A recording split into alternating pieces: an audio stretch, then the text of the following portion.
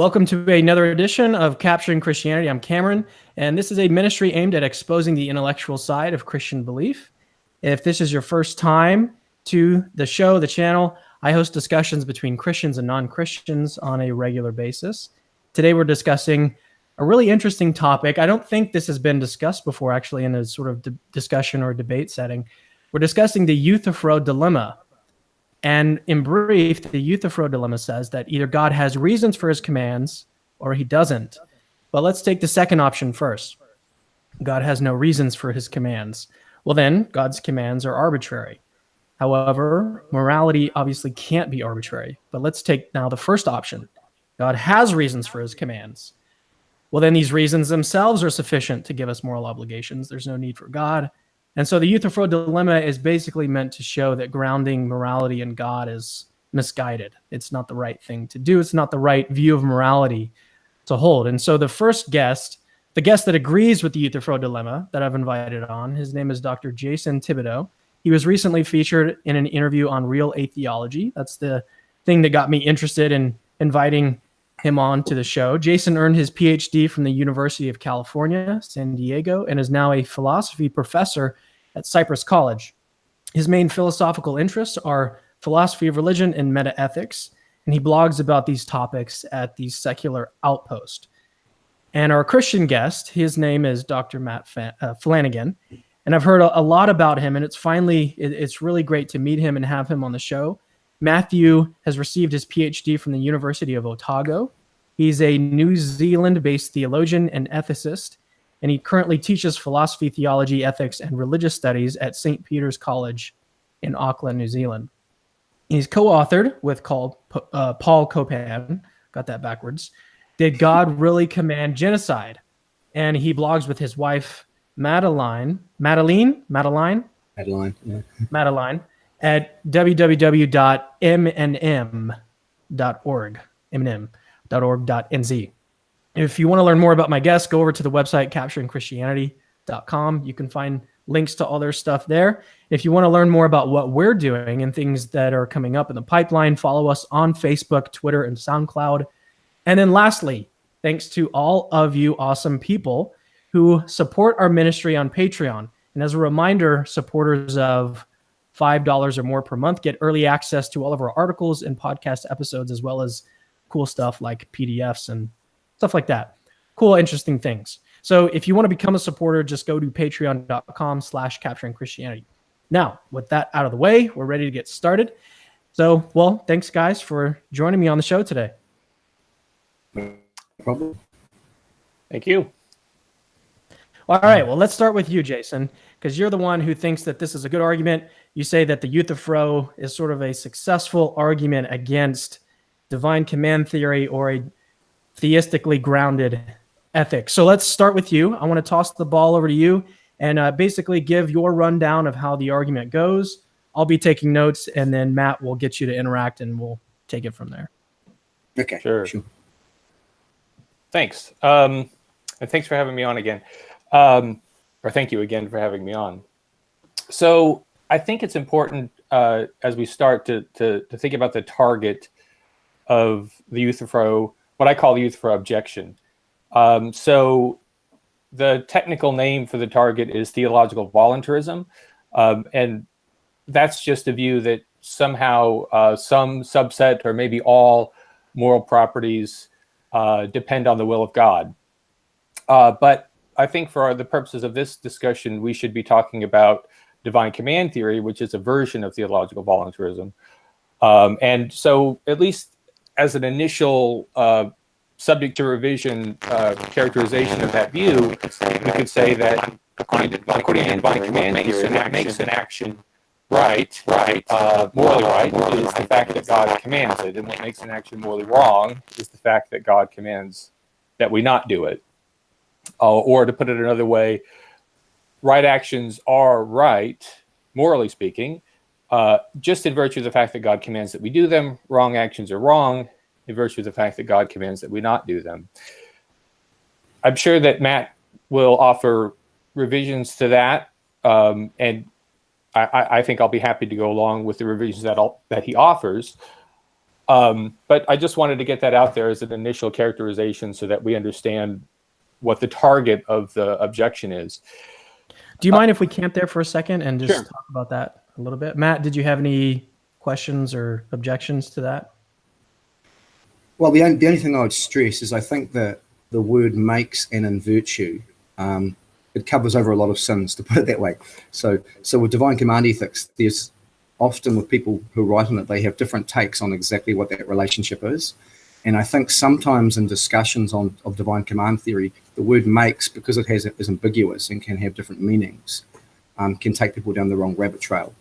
So I mean, Jason will know this. So Philip Quinn, who famously wrote in the 70s, sort of 70s, early 80s, he had the idea that God's commands sort of cause moral obligations to come into existence. But I think the standard one that's used now by people like Robert Adams, Peter Forrest, William Lane Craig, Stephen Evans, they see that word makes or in virtue of is actually what you call property identity. So their view is that moral wrongness, or the property of moral wrongness, is identical with the property of being commanded by God. And I think as long as we're clear that that word makes or in virtue of, we're understanding the different nuances that are being used, and you know, we're clear what we mean, I don't have a problem with that definition. Where I have, I guess, a problem with it is that sometimes people will use that word in one way, and then when they go on to give a counter example or they go on to argue against it, they'll use the word makes or they'll use the word in virtue of, but they'll be using it in a different sense. And that covers up a shift in logic that's unjustified, what we call in philosophy the equivocation fallacy, but it's not noticed. So I think as long as we're clear in our terms, I think we're fine with that. If I can step back just a second, it sounded like you cut out when you, like the part where you said moral wrongness is identical with what followed after that. Okay, so the idea is the property of moral wrongness. This is the view of Adams, Evans, Bill Craig, William Alston, various people like that, is that the property of moral wrongness is identical with the property of being commanded by God. So in other words, it really is, when you use the word wrong and you use the word commanded by God, you're just using different words to refer to the same thing. A bit like the way somebody might say, hey, that's the evening star, and someone else might say, hey, that's the morning star. They're using different phrases, but they're actually, we know, referring to the same thing.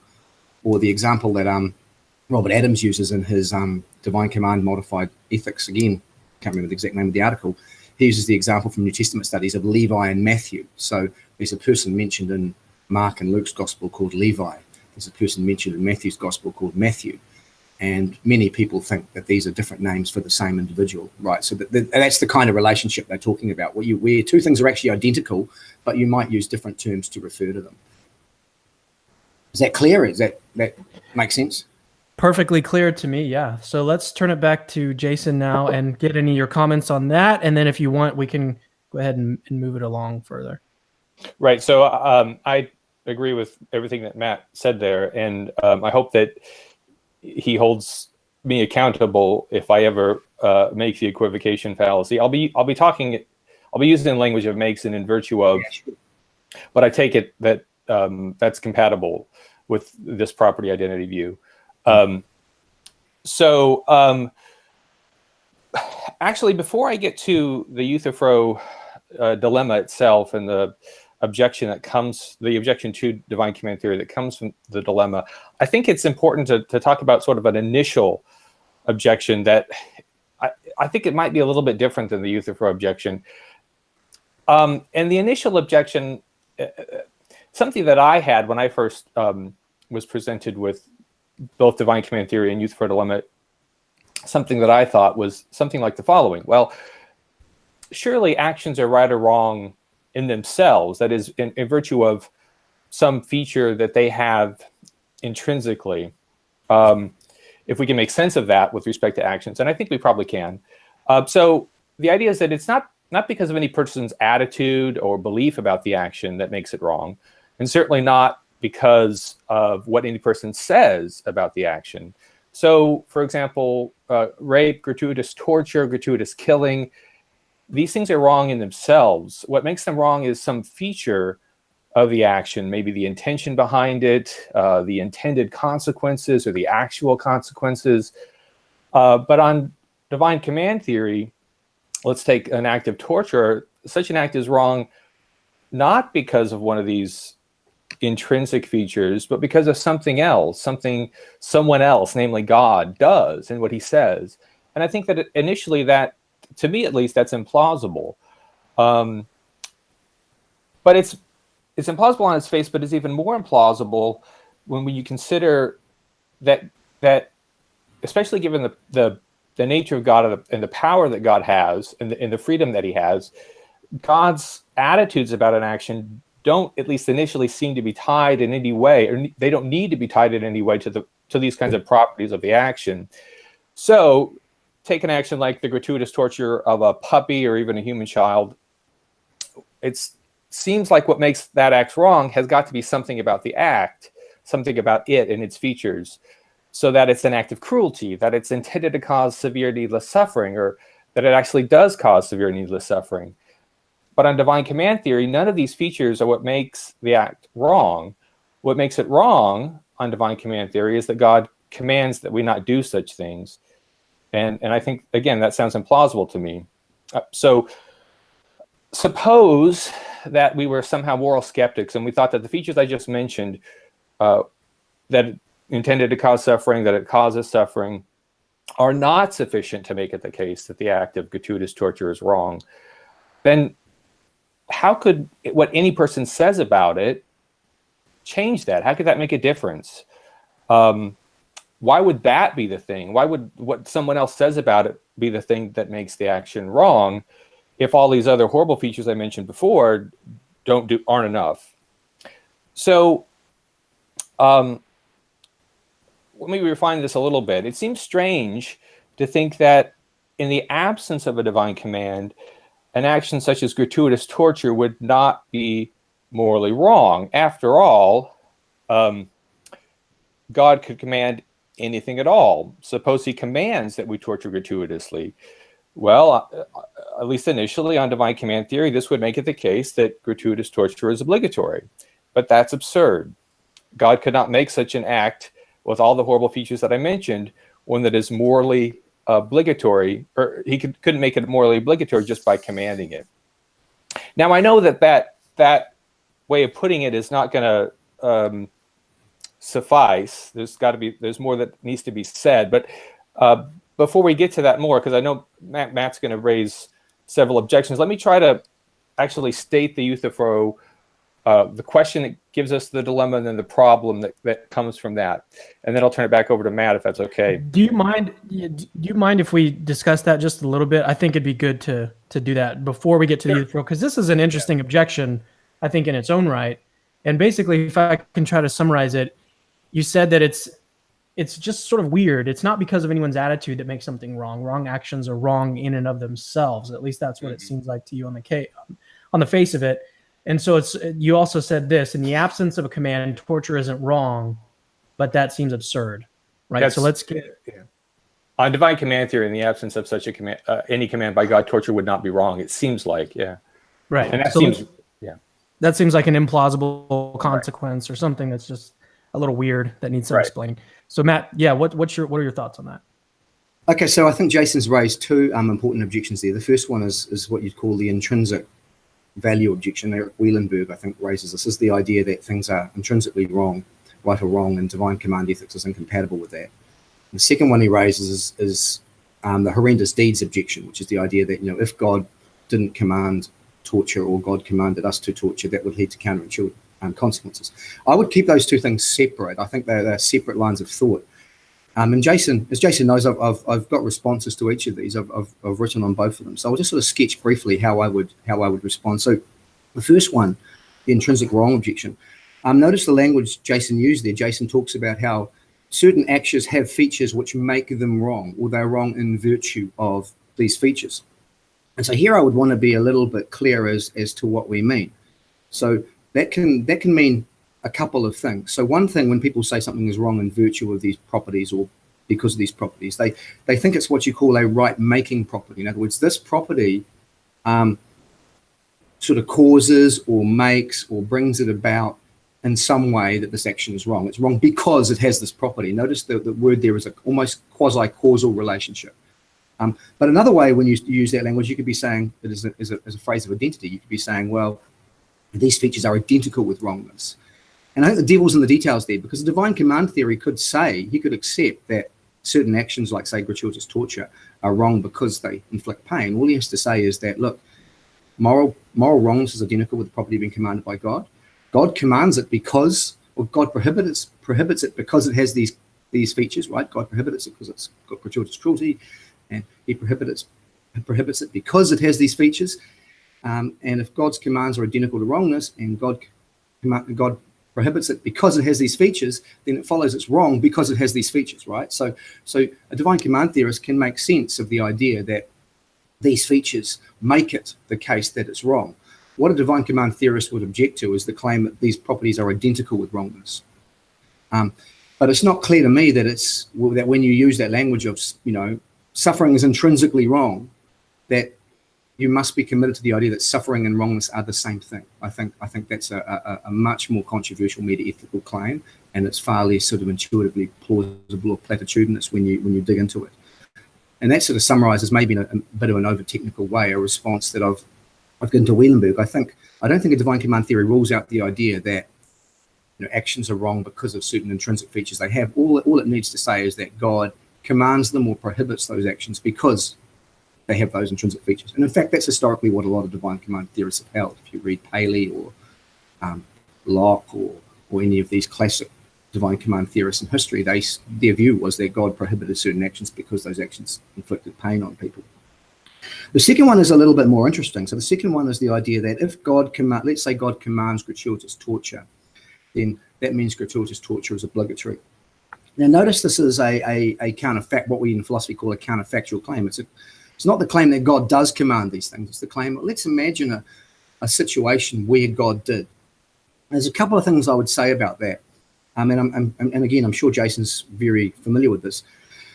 The first thing is that most divine command theorists, in fact, all divine command theorists I know about, when they say rightness or wrongness are identical with the commands of God, they have in mind a particular conception of God. They have in mind a kind of classic conception where you're talking about a necessarily existent being who is essentially loving, essentially just, omniscient, omnipotent, and so on.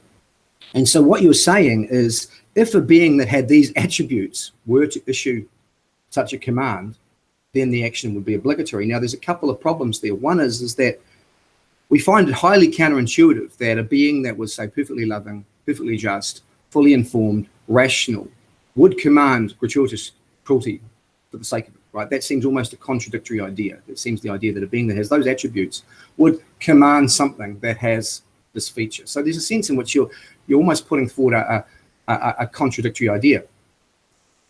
And so I think that rules out the idea that this could ever plausibly happen. It seems to me just absurd to say that a being that's perfectly loving, perfectly just, fully informed, oh, by the way, a being that has those attributes that could command something that's unjust, cruel, barbaric, irrational, and so on. That seems a contradiction. So what you're looking at is what philosophers call a counter-possible, right? You're looking at a possibility that's a contradiction. You're saying, look, imagine this contradictory thing occurred, then it would have these consequences. The problem is every moral theory is such that that's the case. So Alex Pruss has an article along these lines. So, for example, let's say I'm a utilitarian and I say that moral wrongness is identical with causing, pain. I can imagine counter-possible worlds. I can imagine, impossible situations where torturing people for fun doesn't cause pain, right? Or I could imagine I'm a Kantian who says, look, we must follow the categorical imperative. We must do what reason prescribes.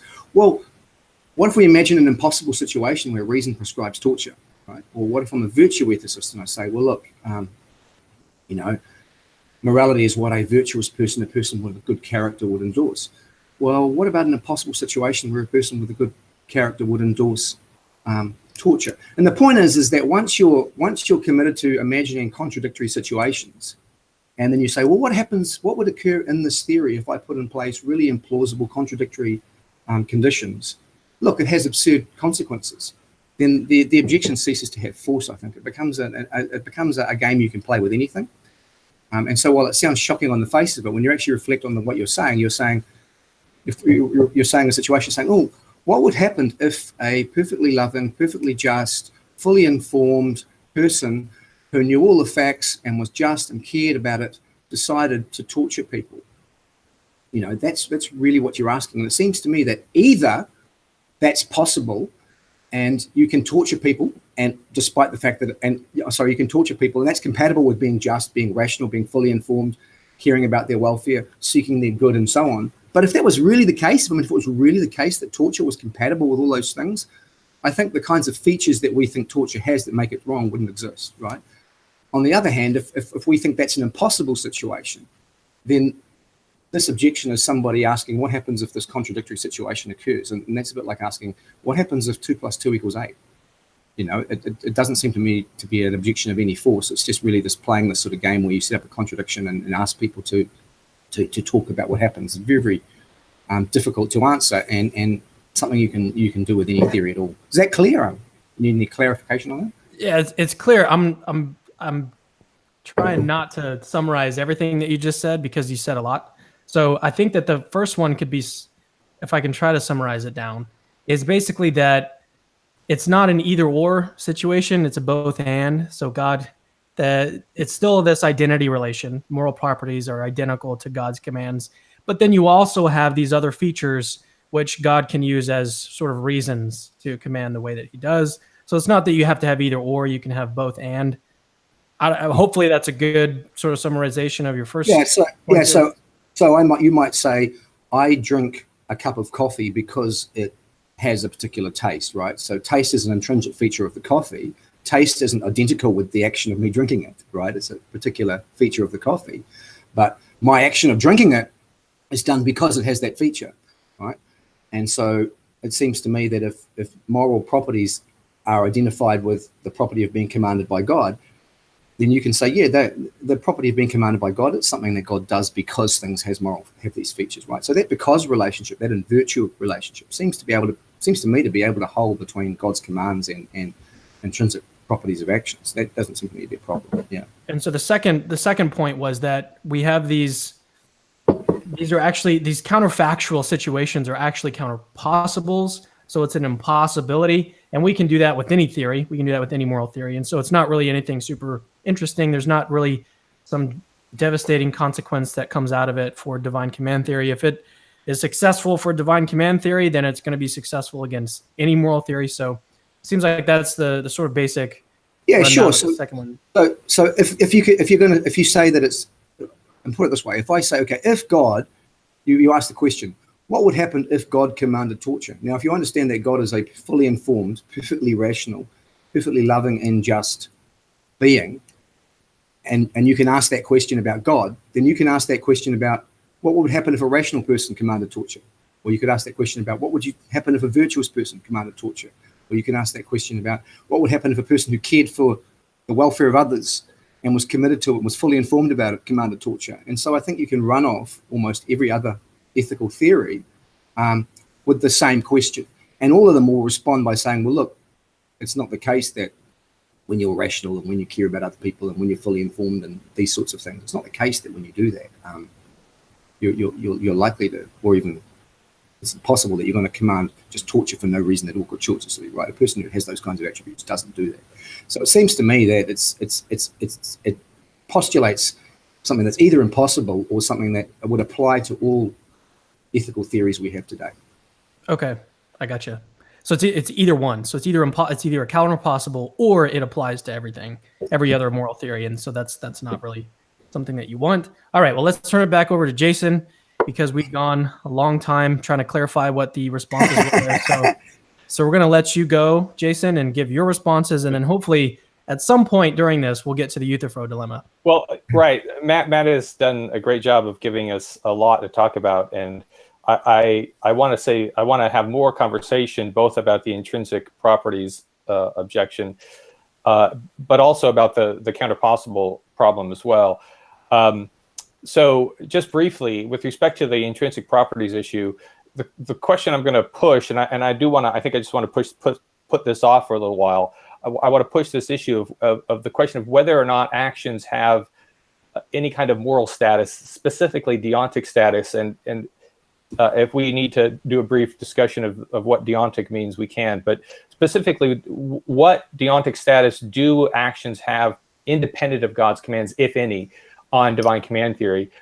So I'll just throw that out there, and hopefully we'll come back to that, because it's an issue, and I've had some conversations with a couple people about this, and I'm curious to see what Matthew thinks about it. So, but we'll come back to that. And then I'll also have a few things to say about the counter-possible problem. The idea that, as you know, Matt is exactly right. You know, it's not just counter-actual that God commands torture. It seems to be counter-possible given his nature. I agree with that completely.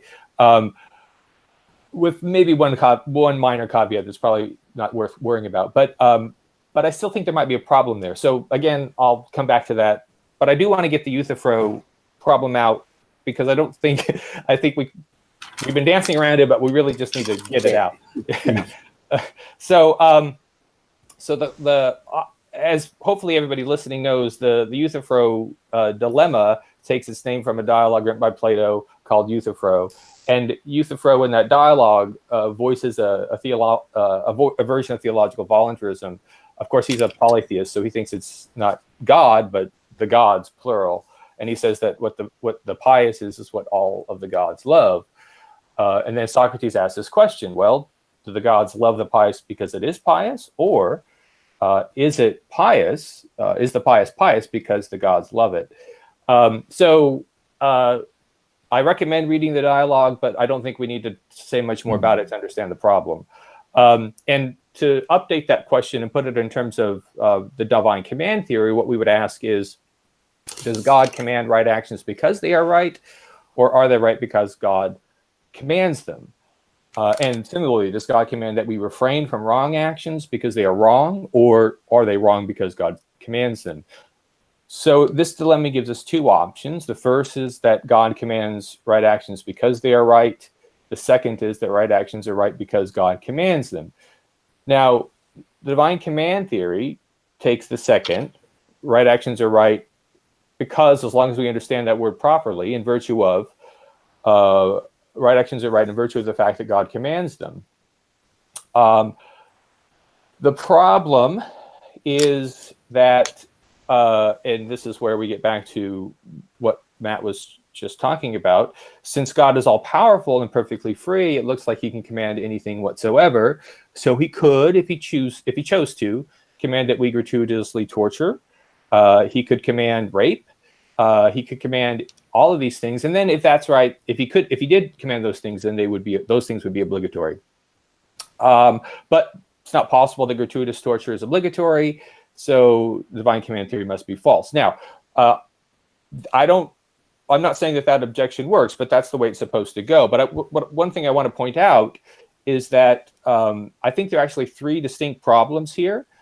Sometimes people talk about it as if it were a single problem, and they sometimes call it the problem of arbitrariness. But I think there's actually three distinct issues that are probably best kept distinct. They're closely related, but I think it's best to keep them distinct and to treat them separately. So the first problem is that again, this is just how it appears. If divine command theory were true, it appears, then moral truths would be contingent. That is, they could be otherwise.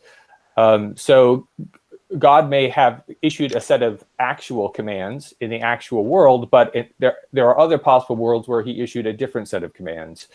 Why is that a problem? Well, it seems that for at least some world truths, maybe all of them, but at least some of them, they're not contingent. They couldn't be otherwise. So it's not a contingent fact that torturing an infant gratuitously is wrong. That's a necessary fact. That's true in all possible worlds. So here's the problem: is that it looks like on divine command theory, morality is contingent. So that's problem number one. The second is closely related but distinct, and that is that there are counterintuitive possibilities that might occur. So it's not just that morality is contingent, but it's possible, that is, in some possible world, it is obligatory to torture gratuitously, or it's obligatory to rape, or it's wrong to help those in need. Those possibilities themselves are problematic, and that's a related, though distinct, concern than the mere fact that morality might be contingent. So that's the second problem, the problem of counterintuitive possibilities. And the third problem is the problem of arbitrariness. So the idea is that if rightness and wrongness, if moral properties depend solely on God's will, well, the reasons to command one thing rather than another. Yes, he can command that we not torture, and he can command that we help those in need, but he doesn't have to. He could command that we torture, and he could command that we not help those in need. There's no reason for him to do one thing rather than another, and so it looks like his commands are arbitrary. And if his commands are arbitrary, then it looks like morality is going to be arbitrary as well, but morality is not arbitrary. Now, that third concern leads to the problem or the argument that Cameron led off with, which is what I would call the arbitrariness argument, and sometimes you'll see it referred to, called that in the literature. The arbitrariness argument is either God has reasons for his commands or he does not. If he does have reasons, if he does not have reasons for his commands, then his commands cannot ground moral obligations. If God does have reasons for his commands, then it's those reasons rather than his commands that ground obligations. So either way, God's commands do not ground obligations. Okay, so that I think there are other problems. There may be a problem about knowledge. There may be an epistemic problem, but I think that what I've said kind of covers the territory for what the Euthyphro problem is and exactly what the objections to divine command theory is supposed to be. Now, Matt has done us the service of already sort of anticipating it and giving us responses, but I wonder, I'd like to turn it back over to him if that's okay with him, and if he could sort of say about each of those three issues I mentioned, counterintuitive possibilities, contingency, and arbitrariness, if that works, just sort of give the response that a person like Adams or Craig would give, and then I can come back and offer some responses to that. Yeah, so let's start with problem number one, which was if divine command theory is true, then moral truths are contingent.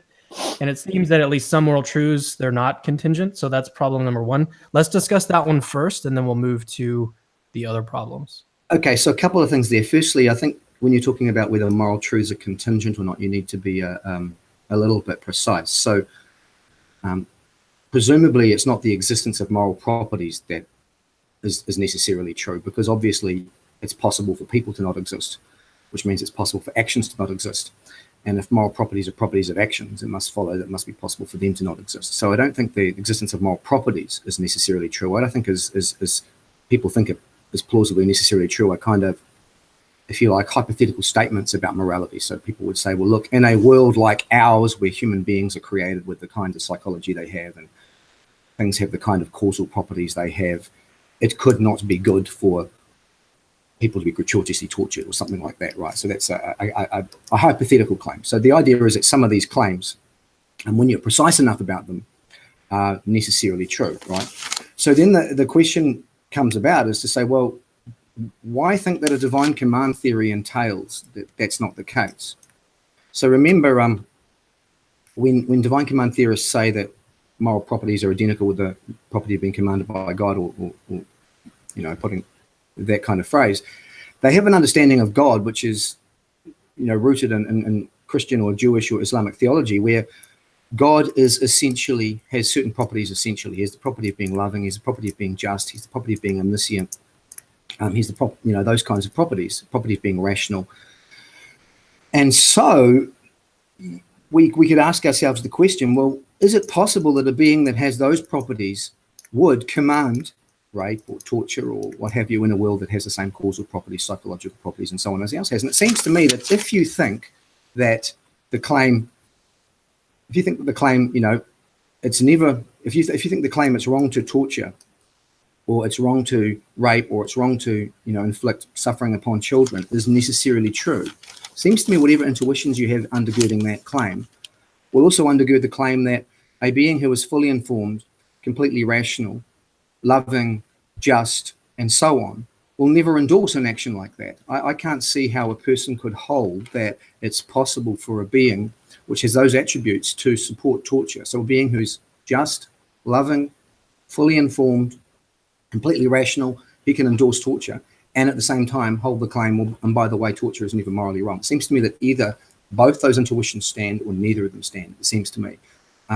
So that's the addressing the contingency one. I think the counter-possible one is addressed a similar way, but we can go into that later.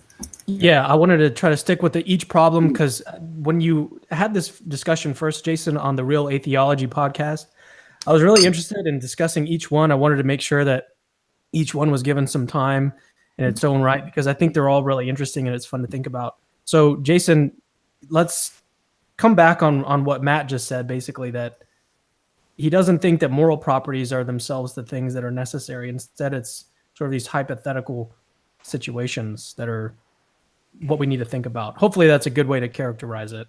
Well, anyways, Jason, what are your thoughts? Yeah, no, I agree with that. I would say that it's what's not possible is that there be a world where gratuitous torture exists and it's not morally wrong. So there's no possible world where gratuitous torture is morally wrong. And the initial thought was that, well, since God's all powerful and completely free, he can do anything, and so he maybe in some world, or indeed since he's free, he would in some world command that we not torture, or sorry, command that we do torture. So my response, and I think that I kind of want to hear what Matt has to say about the counter-possible problem, because what I have to say might impact both, but I think the counter-possible not the counter-possible problem, but the counterintuitive possibilities. Because I think what I have to say may come better after we hear what he has to say, if that's okay. Yeah, sure. So problem number 2, just to remind everybody, there are counterintuitive possibilities that might occur. It's obligatory to rape, for instance. God might command that. These possibilities, however, are not possibilities, so this is a problem. All right. So I would respond to that, I guess, similar to the way I responded to the contingency argument. So again, remember the conception of God that's in play in this discussion. You know, God is understood to be fully informed, that is omniscient, rational, essentially loving and just. And so it would only be, like I said, it would only be possible for God to command rape and torture if it's possible for a being who is fully informed, rational, essentially just, essentially loving, to command torture, right? A being that has those attributes to do that. So now let's reflect on rape in that situation. It seems to me you're going to have one of two conclusions there. You're either going to say, well, look, that's simply not possible. A being that has those kinds of attributes couldn't command a thing like that. And if that's the case, then divine command theory doesn't have this counterintuitive implication, right? The other thing you might say, I suppose someone who's might respond, not many people do this, but someone might respond and say, well, yeah, maybe it is possible. Maybe there are really bizarre situations where a person who was fully informed, rational, essentially loving, essentially just, could command torture. But then if there's a bizarre situation in which raping someone is compatible with loving them, being just, being fully informed, aware of all the consequences, caring about everyone, if it's a situation like that, then, and rape really it's the features of rape are such that it's compatible with having all those attributes, then if someone really thinks that, then I don't think they can hold intuitively that rape is always wrong in every single conceivable situation, right? So again, I think that the moral intuition people have that this thing is always wrong and can never be right.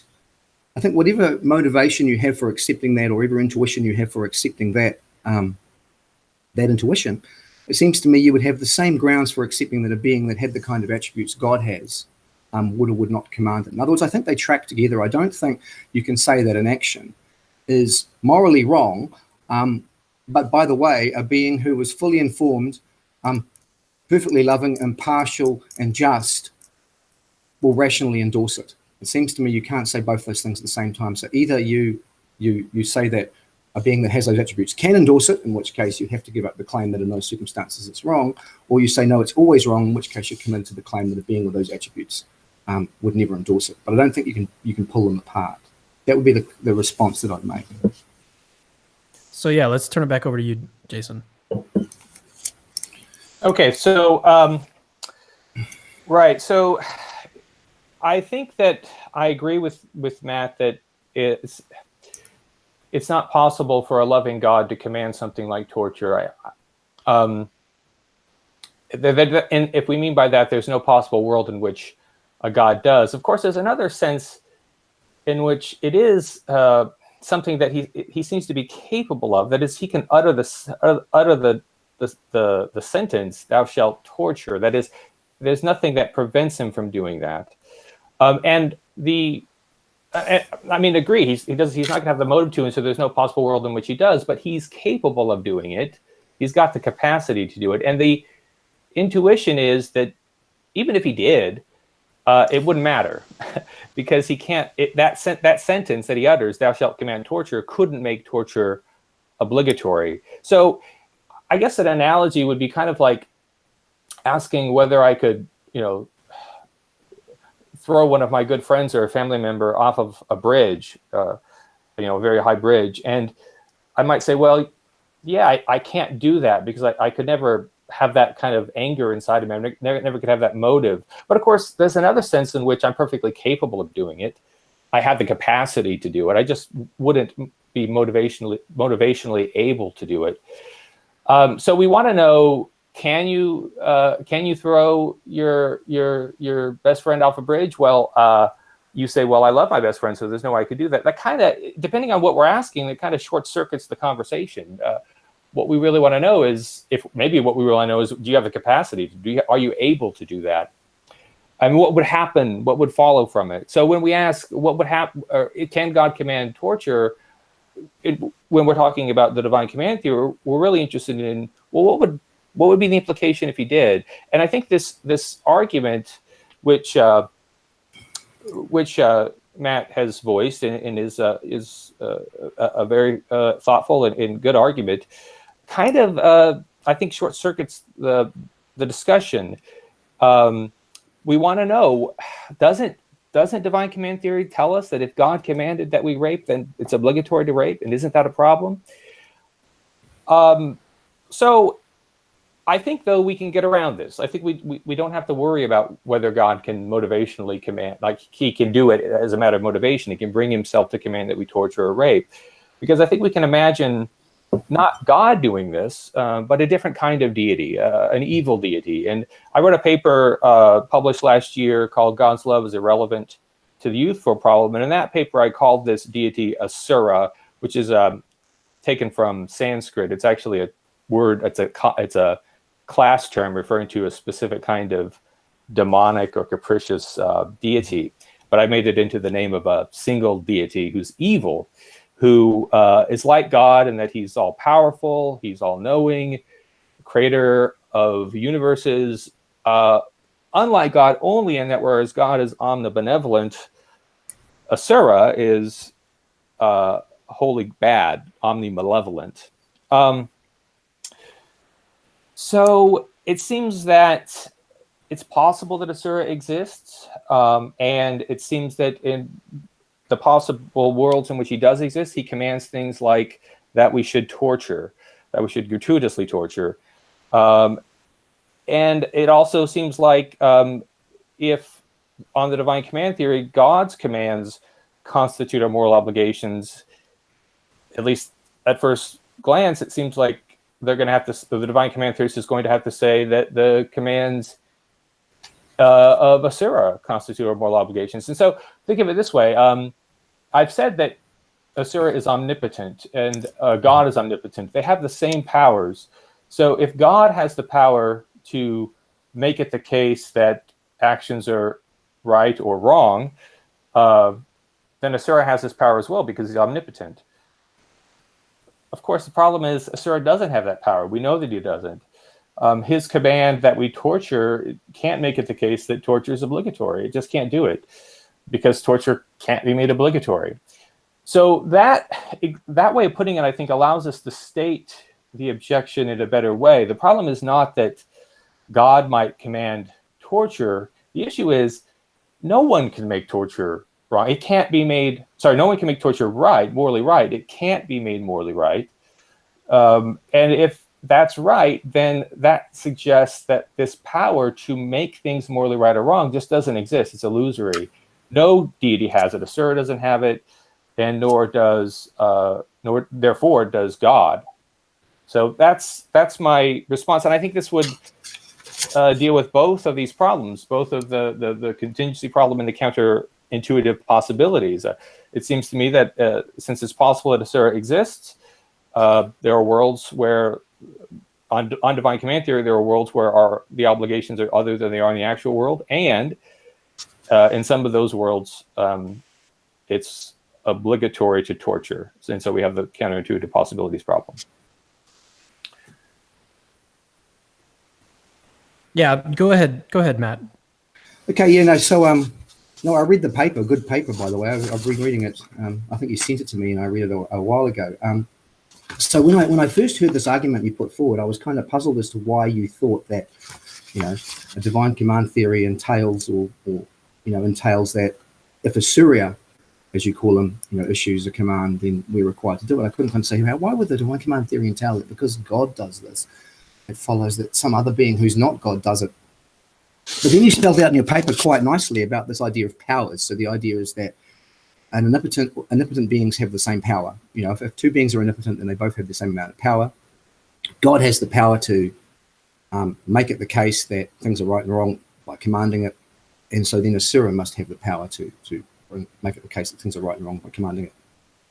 But I guess I'm a little bit skeptical of that particular inference, and I'll explain my thinking here. This is a little bit technical, so I hope I'm clear with it.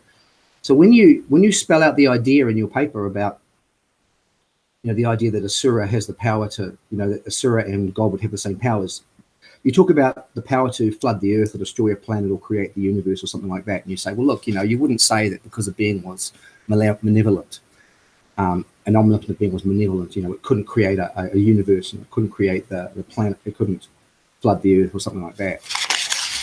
And that seems to me to be right. That seems to be right. If we're going to say that two beings are omnipotent, it seems that they both seem to be able to do that sort of thing. But those things are what you call causal powers. They're the ability to bring into existence things like an earth or a universe or destroy things.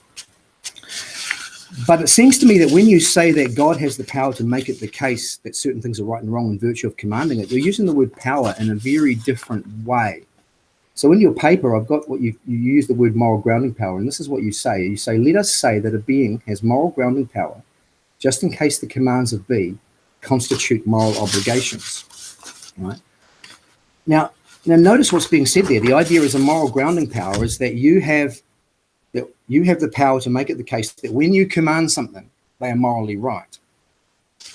But remember, in divine command ethics, particularly the kind that we're talking about with Craig and Adams and Evans and what have you, the relationship between God's commands and moral requirements is a property identity.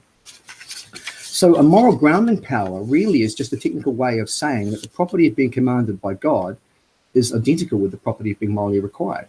So it means that God can bring into existence something identical with his commands under a different description. But if that's what you mean by power, then it seems to me completely dubious to suggest that any being that's omnipotent will share the same powers in that way. Things I'm identical with, or things that are identical to my actions, are relationships I can only have logically with myself. I can't have them, another being can't have those powers. So if this is unclear, let me illustrate it with a thought that I sort of put forward to try and illustrate this point. If by choosing to stand up right now, I can make it the case that Matthew Flanagan has stood up. And it's not possible for anyone else, even an infinite being, to do that. An infinite being, of course, has the causal power to make me stand up. And if he became incarnate as a human being, he could make himself stand up, right? But he couldn't make it the case that his standing up was identical with me standing up, right? That's because he's not identical with me. And the only being that's identical with me is me. And the only being that it's possible to be identical with me is me. So if you're going to use the word power to refer to grounding powers, where a grounding power is a power to do something which is identical with something you do under a different name, it just seems to me to be false that an omnipotent being would have the same power, that all omnipotent beings would have the same power under that definition of power. It seems to me that an omnipotent being in one possible world would have the power to do things that were identical with itself, and an omnipotent being in a different possible world that was a different being would have the power to do things that was identical with itself, but they couldn't kind of cross over there. They couldn't, one omnipotent being couldn't have the power to do something that was identical with another person's actions. That seems to me to be just an incoherent notion. So I think So when I read this paper, what puzzled me was this use of the word power, and I wondered if the word power was being transferred from a causal context to a context where you're talking about constitution and property identity. And I'm not sure that when you do that, that the intuitions about about omnipotent beings having the same power as each other really stands. Is that clear, or is that just technical gobbledygook? Well, it's clear to me, and it's a nice point. So thank you very much for making that. And I mean, your example of making it the case that Matthew Flanagan has stood up is a good one. I agree with you. No other being can, at least I think I want to think about it more, but it seems initially plausible that no other being could make that true, other than you. I'm not sure whether that point's going to be effective to counter my argument, though. So in the paper, I pointed out that I actually don't need the premise that every omnipotent being has the same power. What I need is a premise that if God has moral grounding power, every omnipotent being has moral grounding power. And again, that seems plausible because if we think if every omnipotent being, if God has the power to create planets, then any omnipotent being is going to have that power as well. So whatever, at least with respect to those powers that are not, we need a technical word for these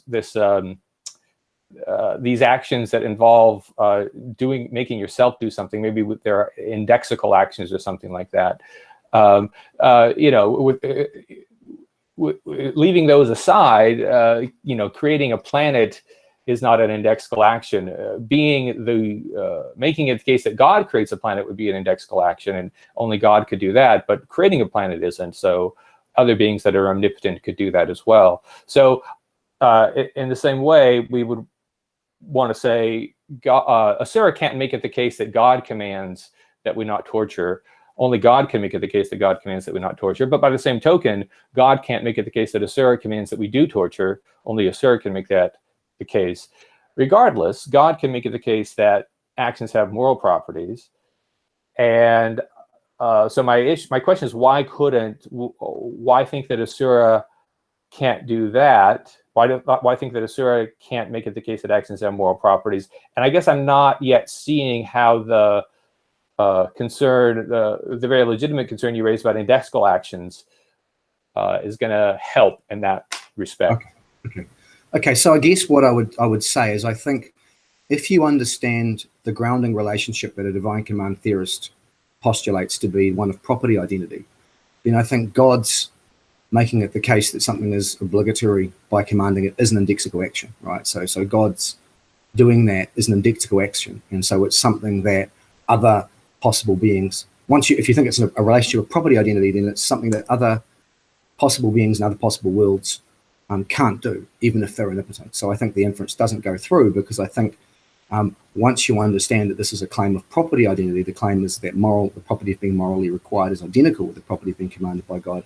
It seems to me God's ability to bring about those things by commanding is an indexical action, right? And if it's an indexical action, then it follows that Asura can't have that action. That's, I guess, the point I'm trying to make. Okay, so then why think that it's only the property of being commanded by God that is identical to the property of obligatoriness? Why think that it can't be the property of being commanded by Asura that is that property? That is, why single out God and say it's that property being commanded by God that makes it the case? I mean, Asura's got everything that God does, with one exception, right? Whereas God is omnibenevolent, Asura is not. Why would that be the thing that makes it that only God's commands are identical with moral properties? Okay, no, good question. So a couple of things there. So firstly, if you're asking, why does God stand in this kind of relationship with moral requirements? I think there's two ways you could interpret that question. One way you might be asking, what makes it the case that God's commands are identical with moral obligations? And I'm not sure if you're using the words in that way, whether I even understand it as a legitimate question. It's a bit like asking, what makes it the case that when I stand up, Matthew Flanagan stands up? What makes it the case that two identical things are identical to each other? I mean, I'm not sure that's really an answerable or even necessarily coherent question. But there's a second way of interpreting that question, which I think is much more plausible, and that's to say, well, why do you make this identification? You think moral requirements are identical with this thing, but you don't think they're identical to that thing. It's more an epistemological question. So you've got two possible candidates of property identity. So you think of how I might put this. So let's say we were discussing who Superman was, right? And somebody said, I think Superman is Clark Kent. And someone else says, look, I think Superman is Lex Luthor. Which one of these people is identical with Superman? And we were trying to have a discussion about, which one we thought, which of those two candidates was correct. Well, what of course we would do is we would assess the plausibility of each candidate and say, well, look, Lex Luthor is, he's bald, and Superman has black hair, and he has all these other features that Superman doesn't have. So he can't possibly be Superman. Whereas Clark Kent, he's the same size, he's got black hair, he seems to disappear into phone booths whenever Superman, just before Superman comes about, and so on. And so there are features of the Clark Kent candidate that are lacking in the Superman candidate. And I think with Asura, you have the same thing. We're saying, okay, moral requirements, there's a kind of phenomenology to them, and we're trying to work out what that thing is in the real world. And one of the features moral requirements have is they have a certain kind of content, right? So we think that moral requirements have a certain kind of content where they enjoin actions which are loving, which are just, which seek human flourishing, and so on. And so any plausible property identity candidate is going to have those kinds of properties. Now, when we think of the commands of Assyria, well, the commands of Assyria clearly don't have those properties, right? The commands of Assyria have their own kind of content. So we can just say, well, look, that's clearly not, those kinds of commands or demands clearly aren't identical with the demands morality makes on us. But when you're talking about God now, you're talking about a being with different attributes. You're talking about a being who's fully informed, who's rational, who seeks the flourishing of his creatures.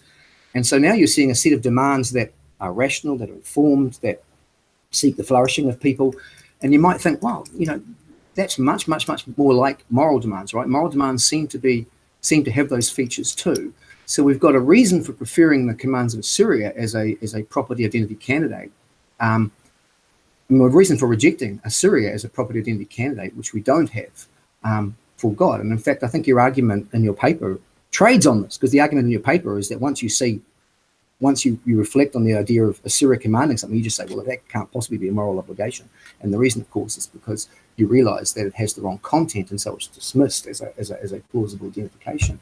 So I think when you look at it that way, there you'd have to go into the deeper arguments about, what's the case for divine command theory? Why do you make this property identity in the first place, and so on? But I think there are differences between God and Assyria, which make God's commands a much more plausible candidate as the property that you identify with moral obligations than there are with Assyria. I think Assyria has certain kinds of properties which disqualify his commands from being identical to moral demands.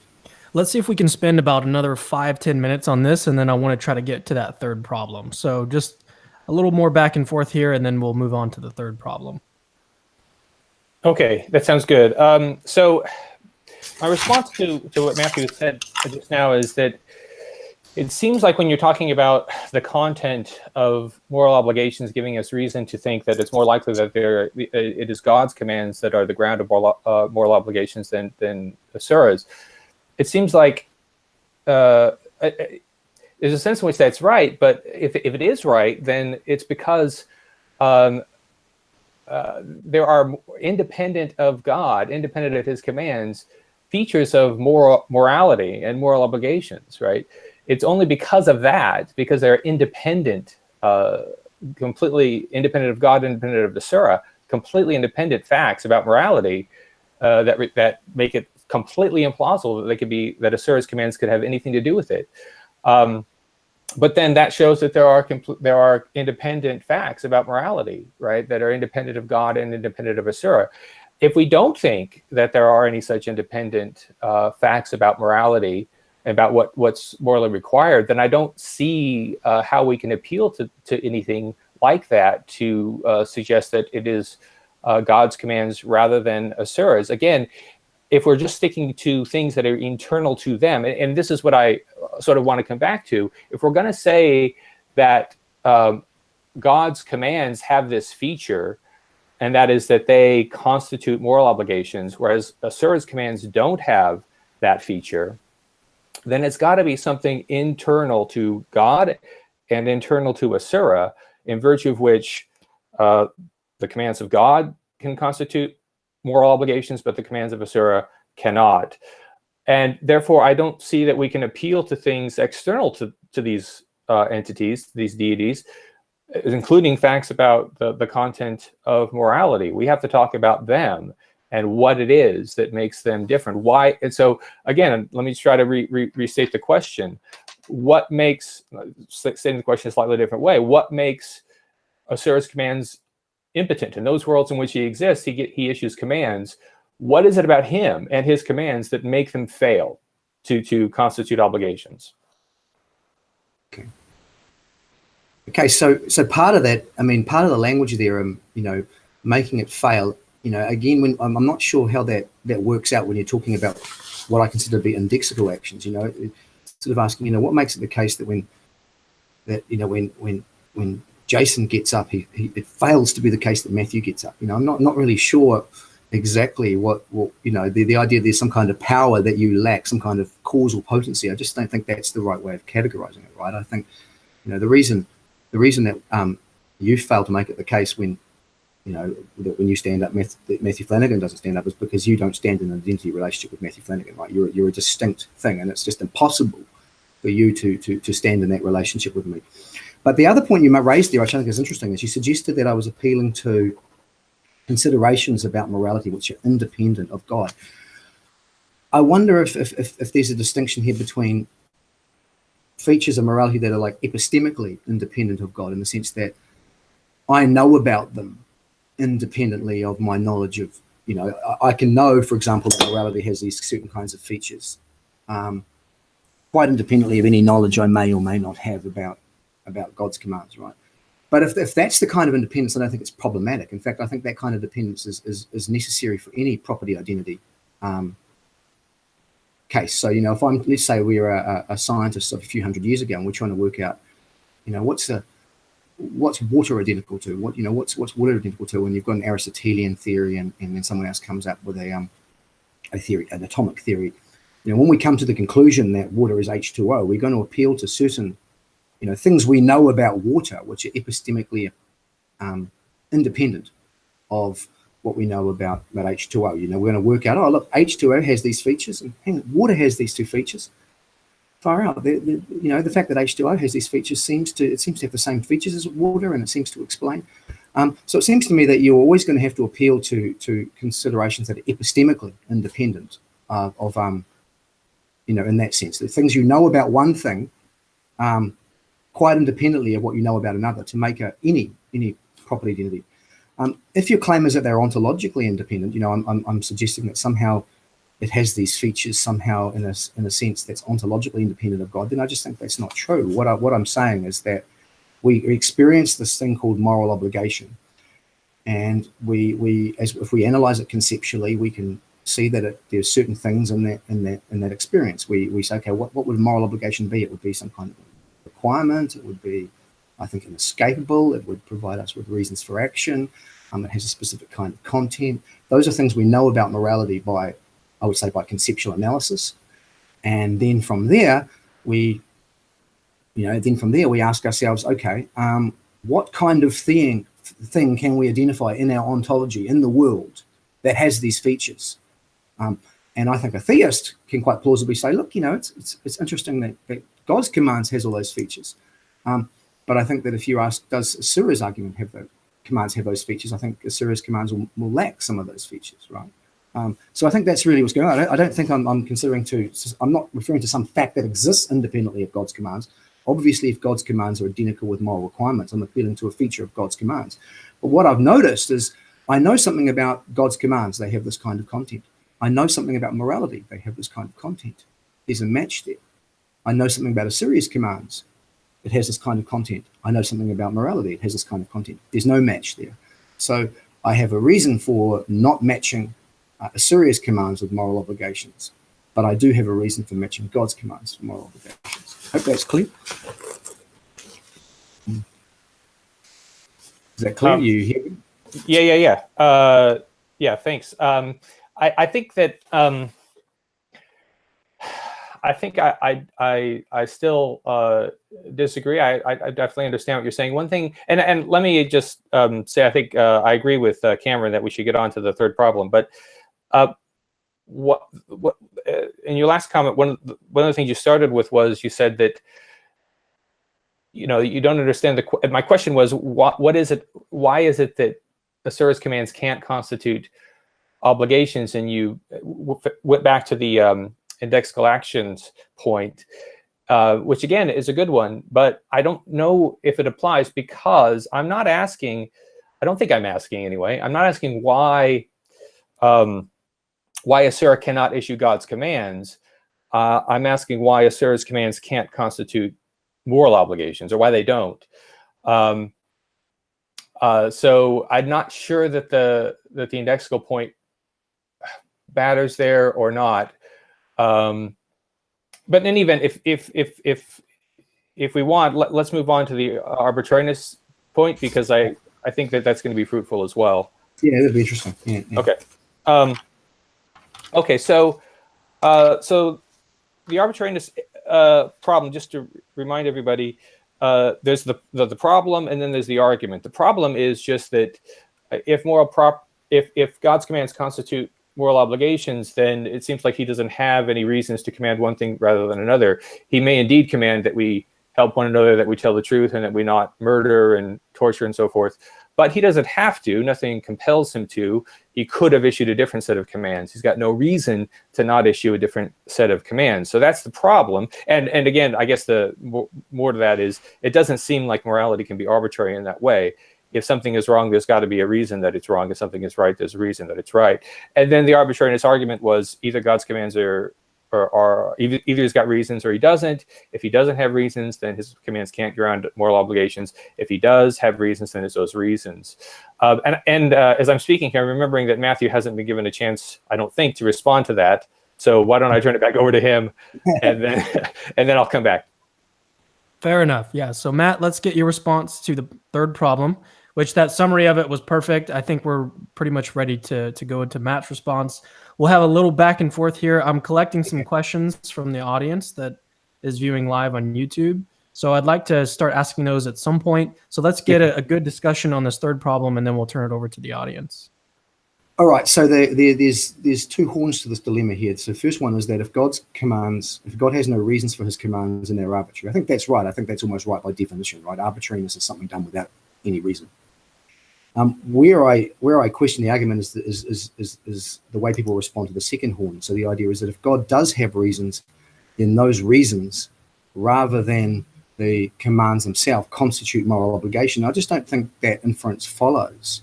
Remember the word constitute here, and I made this point at the start. This word constitute here is referring to property identity. The claim a divine command theorist makes is that God's commands are identical. The claim the divine command theorist makes is that the commands of God, the property of being commanded by God, is identical with the property of being morally required, right? And so if this isn't to be a straw man, if this is to be an attack on divine command theory as it's defended, what people are arguing here is they're claiming that if God has reasons for issuing his command, then somehow these reasons stand in an identity relationship with moral obligations. And I just don't see why this would be the case. Why, it's an example I've used. I take this from an article by Stephen Sullivan. Stephen Sullivan talks about the property of being a bachelor is identical with the property of being an unmarried man, right? So now let's say there's a guy called, I think Stephen Sullivan calls him Giorgio. There's a guy called Giorgio, and Giorgio is a unmarried man, and he's a bachelor, right? He also has reasons for being a bachelor. He doesn't like women. He likes a single life. He sees various advantages to being married. Now, we wouldn't say that because Giorgio has reasons for being unmarried, it follows that those reasons are identical with the property of bachelorhood, right? It's possible for Giorgio to stand in an identity relationship with, Giorgio being an unmarried man. He can be an unmarried man. That can stand in an identity relationship with the property of being a bachelor.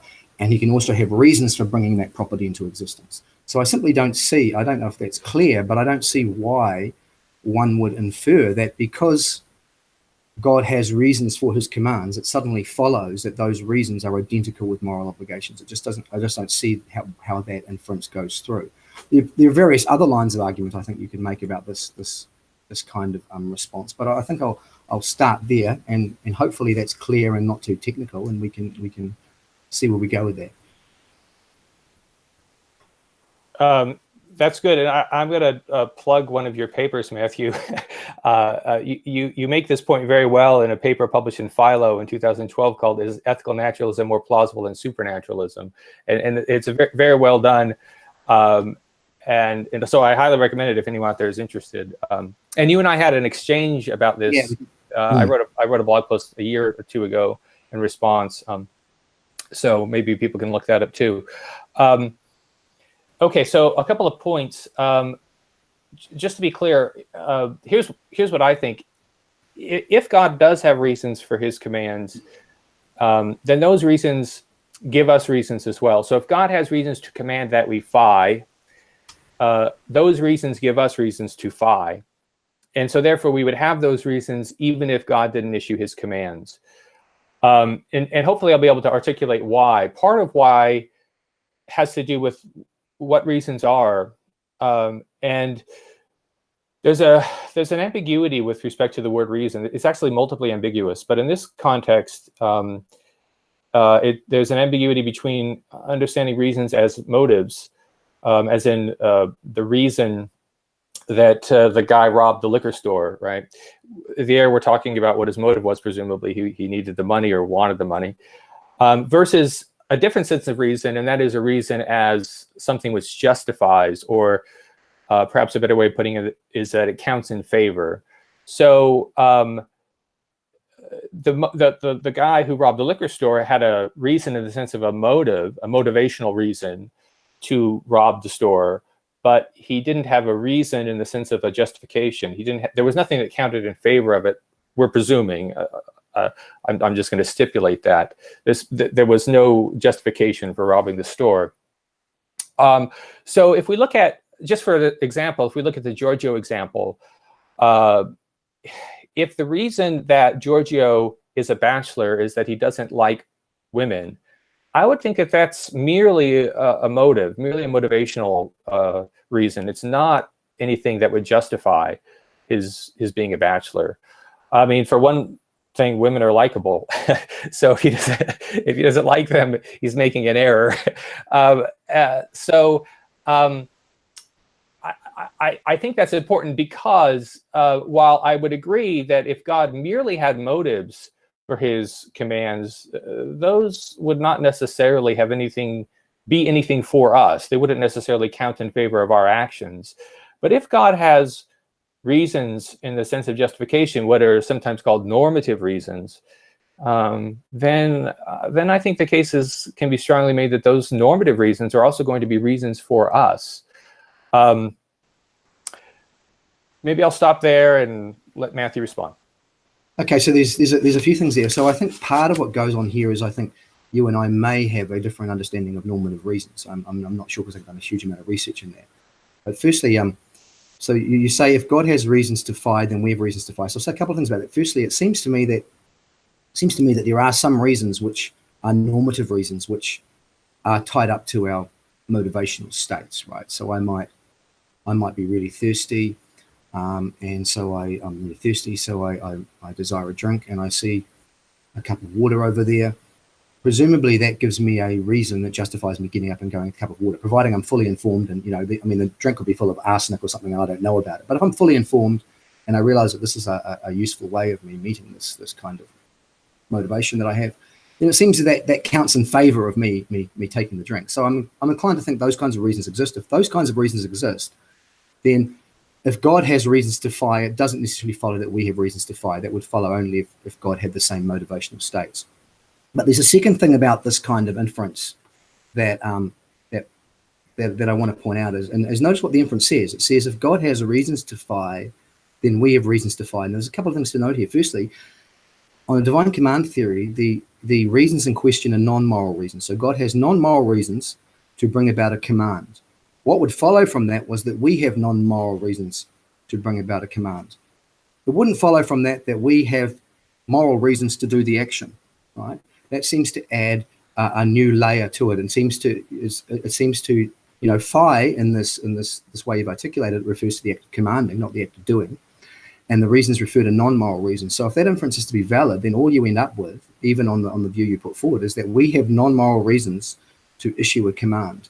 But I don't think that gives us moral obligations. And I think that's the third point, is I think that you have a view, from what I've read, I mean, I don't know much about your medical theory, but from what I've read of your writings, you have a view which identifies moral obligations with reasons, with normative reasons, with overriding normative reasons. Most people who are divine command theorists would reject that view, right? They would say that moral requirements aren't identical with normative reasons. They might involve normative reasons, but there's more to an obligation than that. And so I guess here's the pushback I would make in response to that. Either you identify reasons with moral obligations or you don't. If you identify reasons with moral obligations, then you've really ruled the divine command theory out before you make this argument. And so there's a kind of circularity in the argument. You're assuming a view of the nature of moral obligations to set this argument up. If you don't make that argument, then the fact that God has non-moral reasons to phi, and that gives us non-moral reasons to phi, doesn't give us an obligation to phi, right? Because you'd have to do that, you'd have to conflate these non-moral reasons with obligations. So I think there's multiple ways I would respond to that. Hopefully that's clear. Yeah. Thank you. And so you bring up 2 points. One was that you think that you and I might have a different understanding of normative reasons, and that's probably true. And so we can talk about that. And then the second point was thinking that, okay, if God does have, even if we think that God does have reasons and that they're normative reasons, they're non-moral, and those might be non-moral reasons for us, but that doesn't mean that's the same thing as having an obligation. Both of those 2 things, I'm really happy that you brought those up, because that's what I want to talk about, each of those 2 things. So my view, and we probably don't have enough time to fully explore this, my view is that desires actually don't count in favor, not just in virtue, but that is that we don't have reasons just in virtue of having a desire. The desire doesn't give us a reason. And so that view is, I think, best defended by people like Jonathan Dancy and Derek Parfit. There are others, but I would recommend both of those, the writings of those 2 philosophers. So why think that? Well, there are a couple of things we can say. For example, take a murderer. A murderer might really enjoy killing and therefore want to kill. I have a hard time believing that anyone wants to say that gives them a reason to kill. So if the murderer's desires don't give him reason, then that's a strong, at least it should give us pause in thinking that desires give us reasons. And so think about the water example. I think Matt's analysis was that because I'm thirsty and I want to drink the water, that therefore I have a reason. I don't think that's right. I think that what gives me a reason to drink the water is that drinking the water would be good. That is the value that consuming the water has that gives me the reason to do it. And why would it be good? Well, because it quenches my thirst. So the desire is actually a response to that reason, by the way, as well. Why I desire the water because I know that, or I believe at least, that the water will quench my thirst. So on a view like Derek Parfit's or Jonathan Dancy's, it's the quality, it's the value of the states of affairs that we aim at that give us reasons, not the desires for those states of affairs. Let me try to motivate this with a different example. I mean, there's something plausible about the idea that, look, if I desire some end, then don't I have reasons to do the things necessary for achieving that end? This seems to be what Immanuel Kant thought. That it's a feature of rationality. To the extent that I'm rational, if I desire some end, then I have reasons to do the things necessary to achieving that end. But I don't think that's right. Again, take the murderer. The murderer desires the end of having the victim die at his hands. I don't think that means that the murderer has reasons to kill the person, right? I think indeed the person has reasons. The murderer has reasons to not kill, and no reasons to kill, despite the fact that killing would serve to satisfy the desire. So let me also go back to Asura. It seems to me that, given that torture is a bad thing, God has reasons to command that we not torture. The thing about Asura is he's got all kinds of motives that we would not endorse, that are horrible motives. But if we think that desires give people reasons, then we're going to have to say that Asura's got reasons to command that we torture, to command that we kill. And I just don't think that's right. I think that Asura has reasons to command that we not torture, to command that we not kill.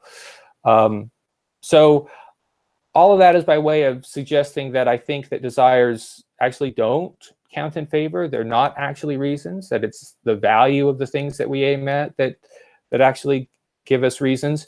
So that's my response to the first point about normative reasons. Now, with respect to the second, the inference from thinking that if God has these non-moral reasons, that even if we thought that those reasons would be reasons for us, they don't necessarily constitute an obligation.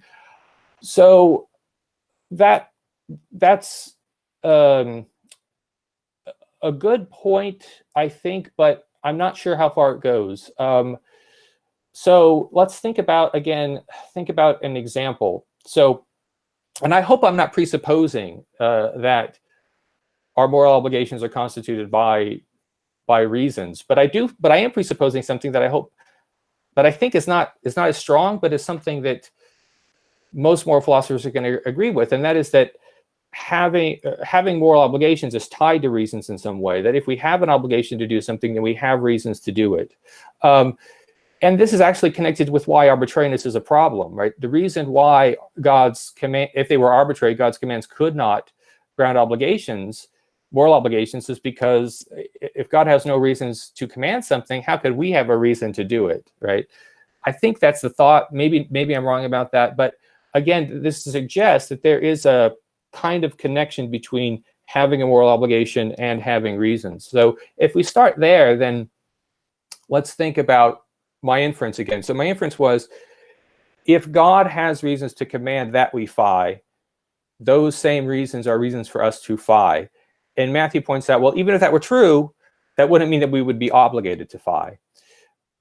But let me point out a couple of things. One is that reasons come in varying degrees. Some reasons are stronger than others. Suppose God has extremely strong reasons to command that we fie. Well, it would seem like we would have extremely strong reasons to fie. Let's also suppose that God's reasons to command that we fie involve the welfare of sentient creatures or even persons. Well, then we would have strong reasons that involve the welfare of sentient beings or persons to fie. It seems like we're getting closer to something close to a moral obligation. So let's think about an example. Suppose I'm walking through the desert and I come across a small child who's obviously in distress, dehydrated, barely conscious, and I face a choice. I can choose to render aid and give the child water, pick her up, carry her to safety, take her to the hospital, or I could choose to look the other way and just go on with my hike. And indeed, I may want to. I really wanted to make it to the oasis, and now I'm not going to. Here's what I think. Let's suppose God commands that I help the child. And my view is, well, God would have to have reasons. They would have to be normative. What would they be? Well, presumably they would be that the child needs aid, that if I don't render aid, the child will die. Well, I have those same reasons, right? Those strike me as extremely strong reasons, and they involve the welfare of a person. Indeed, more than the welfare of the person, they involve the life of a person. So we have very strong reasons that involve the welfare and life of a person. It strikes me that that's pretty close to being a moral obligation. And if it isn't a moral obligation, then why not? What's it missing? Okay, so good. There's lots of things in there. So let me quite a lot to respond to. So let me just first address the case of the murderer. My intuitions about the case of the murderer are different to yours. I think, let's say a murderer decides, let's say there's a guy who decides that someone's a threat to his business, and so he decides he wants to hire a hitman to get rid of him. It seems to me, my response to that is to say, look, I think the murderer does have reasons. He has prudential reasons for supporting killing. It's just that those reasons are overridden by moral reasons not to kill, right? So it's not that I think he has no reasons at all. I just think the reasons to not kill are stronger because he has moral reasons that override prudential reasons. Makes sense to me, though, to say that he has, as a businessman whose profits are down, that he has, an economic or prudential reasons to kill. But let's just put that to the side and take your example, that drinking water, the idea of drinking water. The idea is that the reason I drink water is because, quenching my thirst is good. It's good in some kind of external objectivist sense, right? I think the concept of good there is the concept of welfare, right? That something is good for you. It's not necessarily moral goodness. It's this welfarist concept of goodness. Seems to me that's entirely compatible with the divine command theory. A divine command theorist could have he could have a hedonist, or he could have a preference satisfaction, or he could have an objective view of welfare, welfare or well-being. He could acknowledge the existence of goodness in that non-moral, good for you sense. And he could say that God's commands are justified on the basis that God sees that certain types of actions or certain types of rules promote or enhance or are supported by the welfare of people. And in fact, of course, lots of divine commands have held this view. William Paley held this view, Locke held this view. So I think even if you take the view of reasons that you put forward, I think the arbitrariness objection is resolved. Now, the next thing you brought up was, okay, so you changed the inference. Originally, the inference was, if God has reasons to fire, we have reasons to fire, and now the inference is, if God has reasons to command that we fire, then we have reason to fire. I'm not sure that that's correct, because I'm aware, particularly in the discussions of, say, utilitarianism, there are cases that come up where a person can have reasons to support a rule, but not have reasons to do the action, right? So in the self-effacing objection to utilitarianism is premised on the idea that there might be certain situations where utility is maximized by supporting a rule, but utility isn't maximized by complying with that rule. If you violate the rule, it's not utility maximizing. If you violate the rule, it's utility maximizing, but endorsing the rule is also utility maximizing. It doesn't seem to me that that's incoherent. That's a well-known situation. The other situation is that sometimes our reasons to do things can depend on the coordinated activity of other people, right? So it might mean that I might have really good reasons to do something if everybody else is behaving a certain kind of way, or everybody else has internalized a particular kind of rule. Then there might be an action that I do which will really benefit people. But if everybody hasn't internalized that rule and everyone isn't sort of accepted that rule, and people aren't acting in accord with it, me doing it in isolation will do no good at all. In fact, it will do harm. And there are cases like this. So it seems to me that sometimes when someone issues a command, that can create a new reason to behave that didn't exist before the command. Before the command, you had a reason to maybe set up a rule that coordinates behavior, but you didn't have a reason to engage in that behavior until that coordination is set up. Once that coordination is set up, then I have a reason to comply with the rule. So I don't think it's true that if God has reasons to command that we do something, it follows that prior to his command, we have reasons to do that thing. For those two reasons, it seems to me that they can come apart. The second thing you said there was, you talked about the child, and you talked about, let's suppose we have these really compelling reasons to care for the child and really compelling reasons to help. And you said we get something like an obligation. But I think here is where the distinction between supererogatory actions and obligatory actions is kind of helpful, because the cases that Adams and Evans and so on use, they ask you to imagine a situation where you have really compelling reasons to do something, but let's suppose you don't do it. No one's going to hold you guilty. No one's going to blame you. No one's going to censure you. People aren't going to treat you with that kind of response. Seems that if you have compelling reasons to do it, but there's not compelling reasons for you to feel guilty or to be censured or to be blamed, seems to me that you haven't got a moral obligation. It seems to me you've got a supererogatory action. And in fact, the supererogatory action is an action we have the most reason to do, but which isn't obligatory.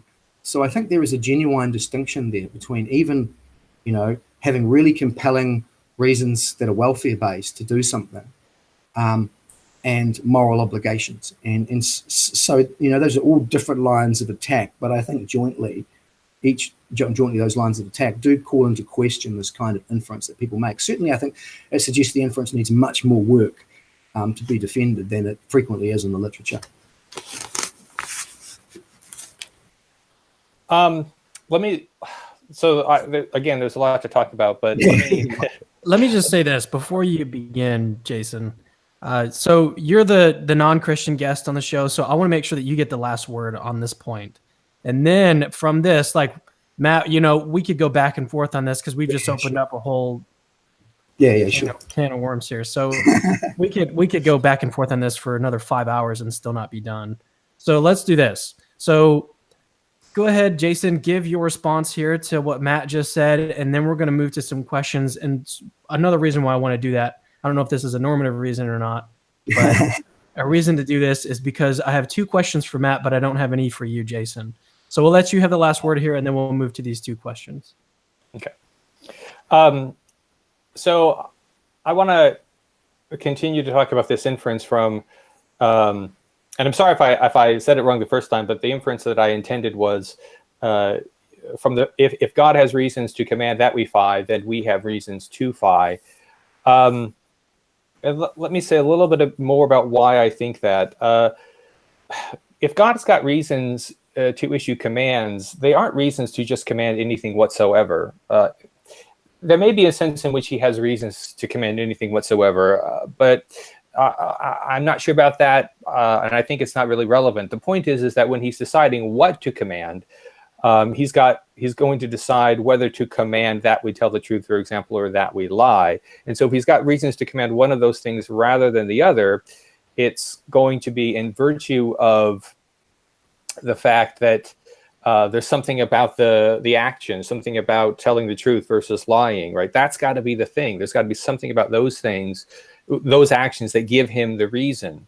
And so the inference is that if these actions have, let's just take telling the truth. If telling the truth has features that give God reasons to command that we tell the truth, then those same features give us reasons to tell the truth.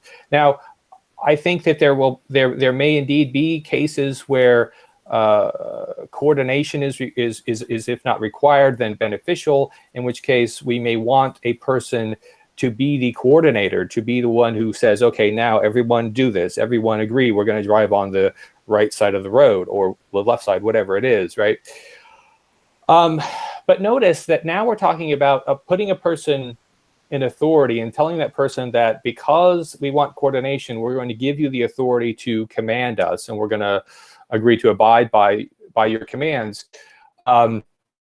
Well, then his or her, or if it's a legislative body, their commands are only obligations because of that prior authority that we've granted them. And I take it that on a meta-ethical divine command theory, which is what Robert Adams' version is, that idea that God's commands could derive their authority from something external to God via our agreement or some principle that says God is to be obeyed, that doesn't make any sense. That's not the theory.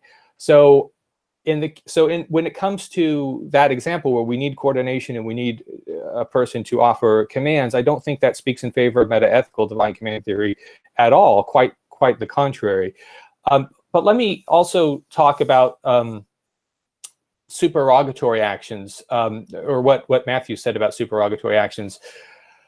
And if I'm remembering correctly, and maybe if I do say so wrong, please jump in and tell me, Matthew. But what you said was that suppose that there are reasons and there's strong reasons to do something, but you won't be judged or you won't be blamed if you fail to do it. That's a supererogatory action. That's not a paradigmatic example of an obligation, because an obligation just is the kind of thing where if you fail, blame is appropriate, and guilt is appropriate. You should be blamed and you should feel guilty if you fail to live up to your obligations. Is that basically your point?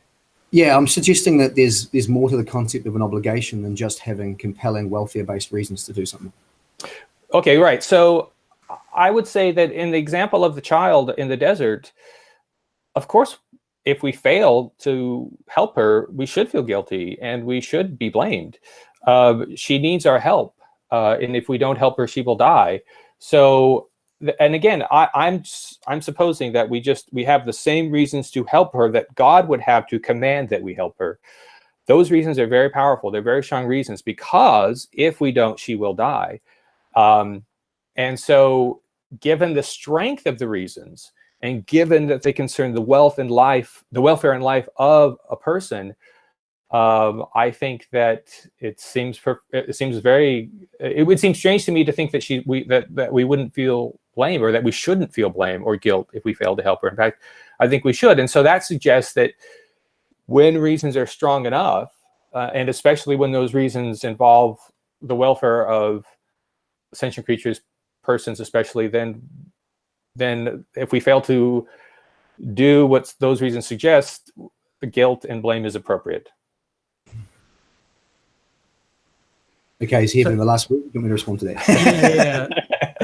I was just going to say, I'm going to break what I just said. I want to hear Matt's response. And then Jason will get your response to that.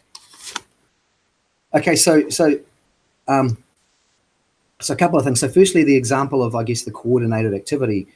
I wasn't drawing an analogy, a full analogy between, a situation where you have coordination and God. What I was using that example to show is that the fact someone has reasons to support, say, a rule, or has reasons to command an action, and doesn't follow from that prior to the command you have reasons to do the action. It seems to me that the existence of a rule can generate new reasons that didn't exist prior to the rule, even where there are compelling reasons to do the rule. And so sometimes the reason we prohibit things, sometimes the reasons you might prohibit something is not because the action has a feature that's problematic.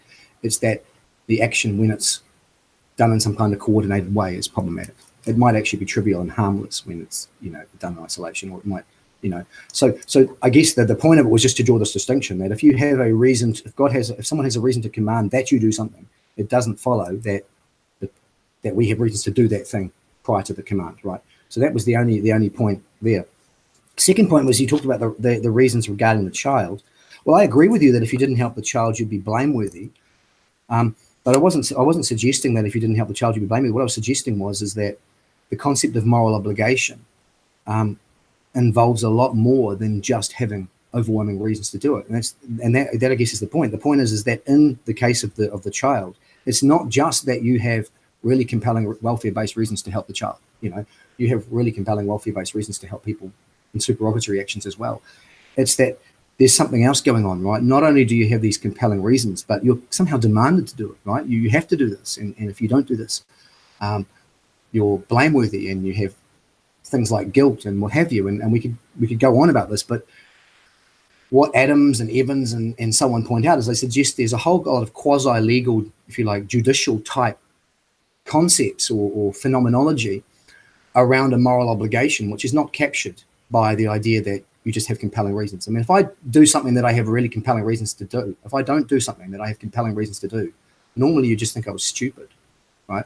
You wouldn't normally think that somehow meant that I somehow should be censured, or that I should be, that I should be blamed, or that I should feel guilt. Those are particularly moral phenomena, and they seem to be very closely linked to the idea of demand, holding accountable, judicial type things. And that's the point. The point is that there is I think a legitimate distinction between saying we have compelling reasons to FI, and FI is morally obligatory. And so even if you were to argue, which I've argued the inference is invalid, but even if you were to suggest that you could make this inference and say, look, if God has compelling reasons to command us to do something, then we have compelling reasons to do it, you still haven't grounded moral obligation. Right? What you've grounded is that there are really compelling reasons to do this thing. You might have grounded perhaps a supererogatory type action where you've got compelling welfare-based reasons to do something, but you haven't got what we think of moral obligations, right? Moral obligations is much more. And I would also add, I think that inference doesn't work because of the issue of coordinated activities. Examples like that show that the inference can be blocked, and so the inference is invalid. But yeah, I'll leave Jason to finish, and we'll go from there. So it strikes me that God's commands can be arbitrary in a different way that we haven't talked about, and that is that he could have two commands such that there are equally compelling reasons to do both of these things, and then suppose he has to choose one rather than the other. He might just have to make an arbitrary choice, flip a coin, but that's not right, right? He can command both. There's nothing preventing him from banning two things that are that have equally compelling reasons. Why do I bring this up? Well, because it seems to me that if God does command something that we have very compelling reasons to do independent of his commands, that those reasons probably are pretty strong, right? And so I don't think it's fair to compare the reasons we have to help the child in the desert with the reasons we have to even help a motorist who's got a flat tire, or say to when a cashier gives you the wrong change. This hardly ever happens anymore because everyone uses a credit card, but he gives you 25 cents extra. You've got reasons to give it back. They're not very strong, they're not very overwhelming, but they're there. God's not going to command that we do that, probably. Why not? Well, because they're not strong enough reasons. So my point is that if God's going to command that we do things, it's probably because they're very strong, very compelling reasons to do it. And so I don't want to just say, I don't think that I'm committed to claiming that all actions that we have overwhelming, compelling reasons to do are in the same boat. Sometimes the reasons are much stronger. And there's another point, and that is that when they involve persons, when they involve the welfare or life of a person, it seems that they take on a different character.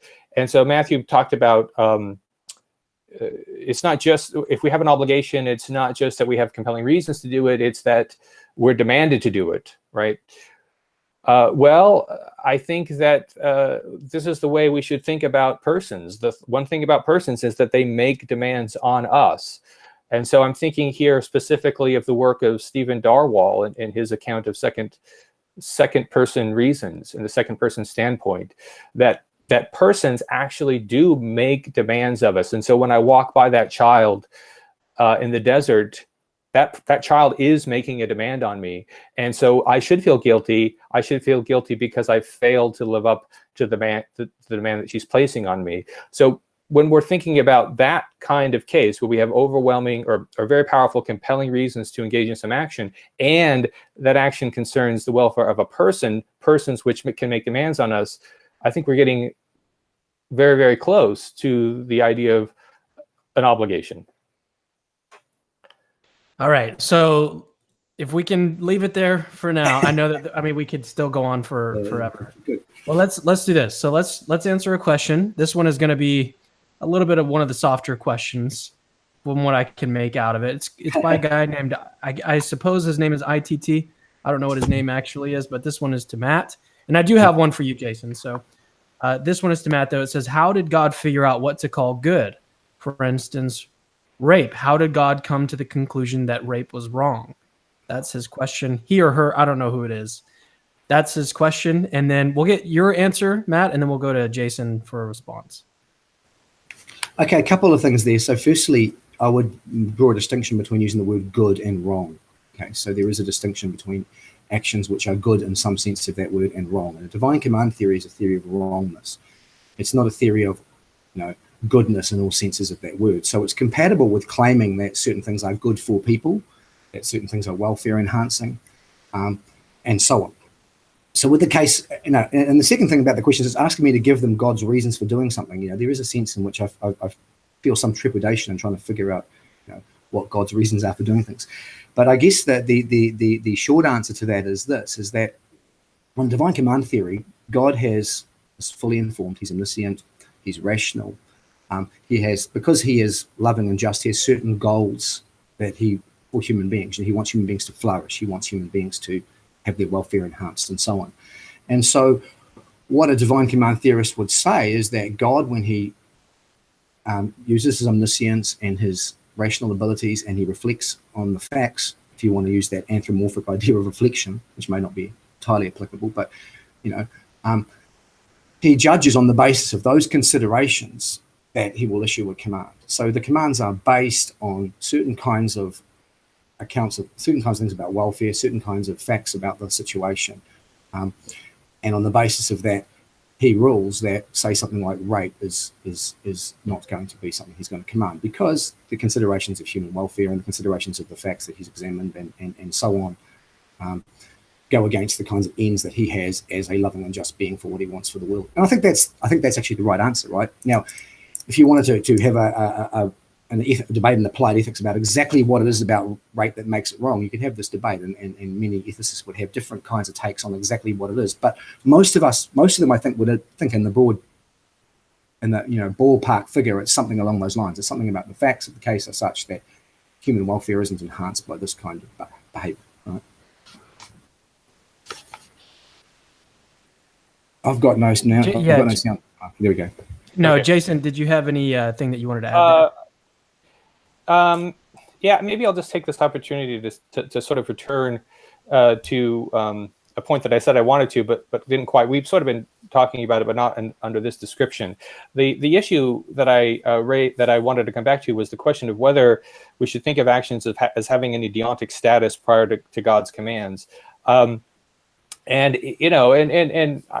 makes a good point. God's going to be looking at the facts of the case, what's good for human welfare and so forth. And I would argue that that's exactly what God should be doing. And even if he didn't, welfare matters. And so therefore, the welfare of beings, of all sentient beings, gives us reasons. But now this is the point. If we agree that there are these welfare involving reasons, and some of that involves the welfare of persons that are independent of God's commands, are those reasons, or do those reasons give a deontic status to actions that are independent of God's commands? It seems to me that they do. For example, we got to say something about the desert case. So independent of God's commands, what we want to say, what action does the act of just ignoring the child and walking away, what status does that have? It seems to me that because I'm ignoring very compelling reasons involving the welfare of a person who can make demands on me, that it's got some kind of deontic status. I don't know what other word to use than that it's wrong.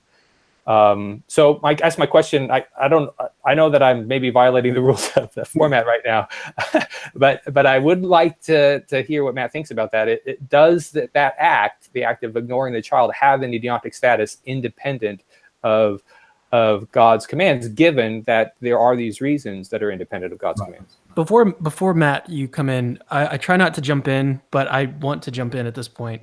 I just want to add one little thing. My response to something like this would be that it seems like in a situation where we're thinking about like a morally wrong act, I think that we just intuit that it's morally wrong. And so maybe that's what's sort of undergirding the intuition there, not necessarily that divine command theory is either true or false. I think maybe the intuitions there just come into conflict. We obviously know that this is a morally wrong act. So maybe that, I don't know, Matt, maybe you can speak on that, or just ignore it and give your response. Okay. No, so I'll speak to that. So notice the word Jason used there. He talked about, does it give us, does it give us an obligation? And give is in some ways a causal word, right? So I'm quite happy to suggest that welfare reasons might give God a reason to prohibit them, right? So if the relationship between welfare and deontic properties isn't one of identity, then I'm quite happy to suggest there is a kind of dependence relationship between them. These things are such that they give. They bring about deontic status, but what my position is, they bring about deontic status because they, provide reasons for God to prohibit it. They're the reasons God has for prohibiting it, and so God sees these factors and he prohibits it. So that kind of intuition is accounted for in a divine command theory. What he's done there, though, is he's kind of taken the property of divine commands and said, let's take them away and just look at these welfare properties. But then I'm going to ask what kind of causal properties these welfare properties have, this kind of right-making properties they have, if you're just looking at them in distinction from everything else, right? If you're looking for their existence in distinction from everything else, then no matter, and if they're right-making properties and not identified with rightness, then it seems any meta-ethical theory is going to have the implication that this view is that these things don't have deontic status, because you've taken deontological properties out of the picture, and just had the properties that make those things come into existence, but you remove the existence of those things. So it seems to me the only moral theory that doesn't fall afoul of this kind of intuition would be a reductive naturalism, right? A reductive naturalism which simply says that moral rightness is identical with certain natural facts about welfare, right? And that might be, I guess, an advantage to those kinds of theories. But what I would say is I think those theories are plausible on a whole lot of other grounds. And I think once you sort of really reflect on what's going on here, that you're asking people to look at these particular welfare things in isolation from everything else, including what they bring about in the world, and then asking, are they right-making properties? You've set the situation up in such a way that I think our intuitions are going to go a bit airy. As to what status they have antecedent to God's commands, what I would say is that what a divine command theorist would probably say we have that these actions are very, very good in the welfare enhancing sense. So he might say these are actions that are such that they enhance people's welfare, they're good for them, they benefit them. You might even say that they are, they are loving actions. What they would deny would be that there was any obligation to benefit. There's any kind of demand, objective requirement or demand which you're accountable to, which says you must do this. That's what they would deny. But the other features of it being just, being loving, being enhancing welfare, it would maintain all those kinds of properties antecedent to God's commands. So, Jason, I can't give you a response to that one. We're up against the time here. But what I can do is give you a question from somebody, so you'll have a chance to say something. So this one is from Maverick Christian. He's actually been on our show before. His name is Wade Tisthammer. Hopefully I'm pronouncing that correctly. All right, well, this is his question. He says, a speed limit law requires a lawmaker, and yet the law isn't arbitrary. We have reasons for it. Yet reasons by themselves are insufficient for the existence of the law. We still need a lawmaker. Couldn't the divine command theorist reason the same way with moral laws? If you're so one thing we did not distinguish. I mentioned metaethical divine command theory, and I didn't explain what that was. But there's an important distinction in divine command theory between what is called normative divine command theory and metaethical divine command theory. And I take this distinction from Mark Murphy, he's critical of divine command theory, but he prefers natural law theory. He's a philosopher at Georgetown, I think that's right. So he says that normative divine command theory is a theory that says that we have one overriding obligation, and that is to obey the commands of God. Whereas a metaethical divine command theory says that all moral properties of or moral properties of a certain type, and the type that Matthew is talking about are the deontic properties, and specifically obligation, probably all deontic properties, especially given what he said just a few minutes ago. So that on his view, all deontic status, all deontic properties depend on the will of God. Now, importantly, metaethical divine command theory is inconsistent with normative divine command theory, because if there's this on normative divine command theory, this is this overriding principle which says that our number one obligation is to obey the commands of God. Well, where does that obligation come from? It can't come from God's commands. It's got to be independent and pre-existing. So on a metaethical view, there's no reliance on such a commands. The claim is. Yeah, it seems like he's cut out for me too. It looks like, Matt, you're trying to figure out. I'm not sure what happened there. To human law. Jason, sorry about this. You cut out just a little bit. Okay. 20 seconds ago, 15, 20 seconds ago. Okay. Do you remember where you were? If you can. Right. So I made the distinction between metaethical and normative divine command theories and pointed out that they're not compatible. Did that come across, or should I restate that? Why don't we just give a summary? Well, were you close to the end there? Can you just give like a quick summary of the whole thing? Is normative divine command theory says we have this overriding obligation to obey God, but that obligation doesn't come from God. Metaethical divine command theory is inconsistent with that. It says all our obligations are identical with God's commands, period. So there's no fundamental principle that we have to obey. The example that the question involves is just cut out again. Oh no, he's like completely gone. Yeah. He just completely dropped out of the chat. It looks like he's having some technical difficulties. I don't know, maybe with his internet. Okay, looks like he's joined back here. I'm back. Okay. Yeah. No worries. No Sorry. worries. So sorry about that. I don't know what happened. Yeah, go ahead. So we give lawmakers the authority, all right, and we say we are obligating ourselves by giving them the authority. What we're saying is we're obligating ourselves to obey their dictates, their laws.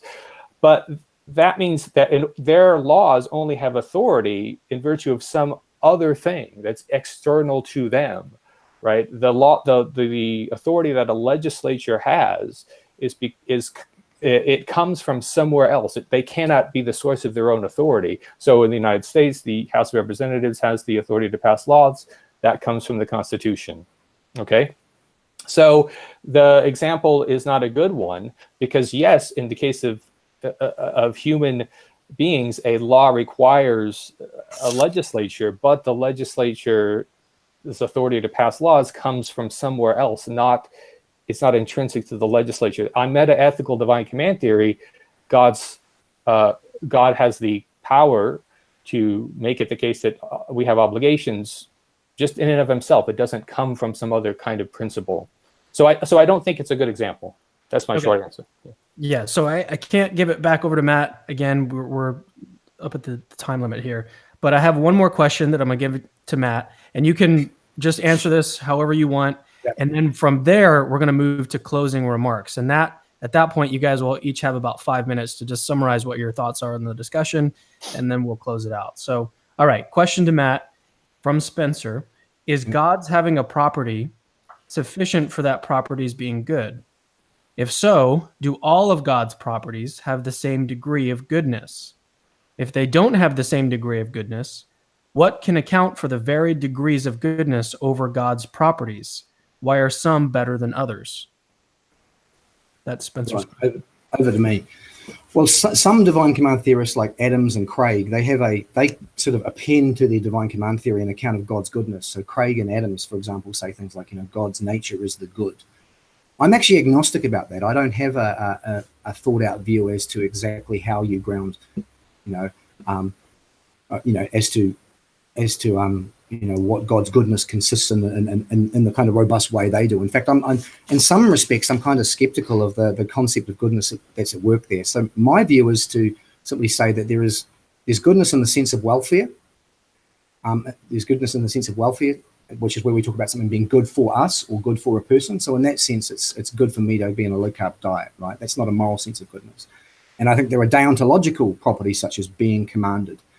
And I think God's properties, when people talk about God being good, what they mean, and this is certainly how the history of divine command ethics has seen it, what they mean is that God's character is such that he aims at those welfare goods, right? He has certain kinds of goals, certain kinds of ends. Exactly how you spell out, exactly how you cash that out, the details of the divine psychologies, not something I have a detailed opinion on. But I don't think it actually terribly matters in what we're talking about today. I don't think a divine command theory requires that you be able to spell out exactly the details of every single divine attribute and work out how they relate to the others. I think that's a different project for philosophical theology.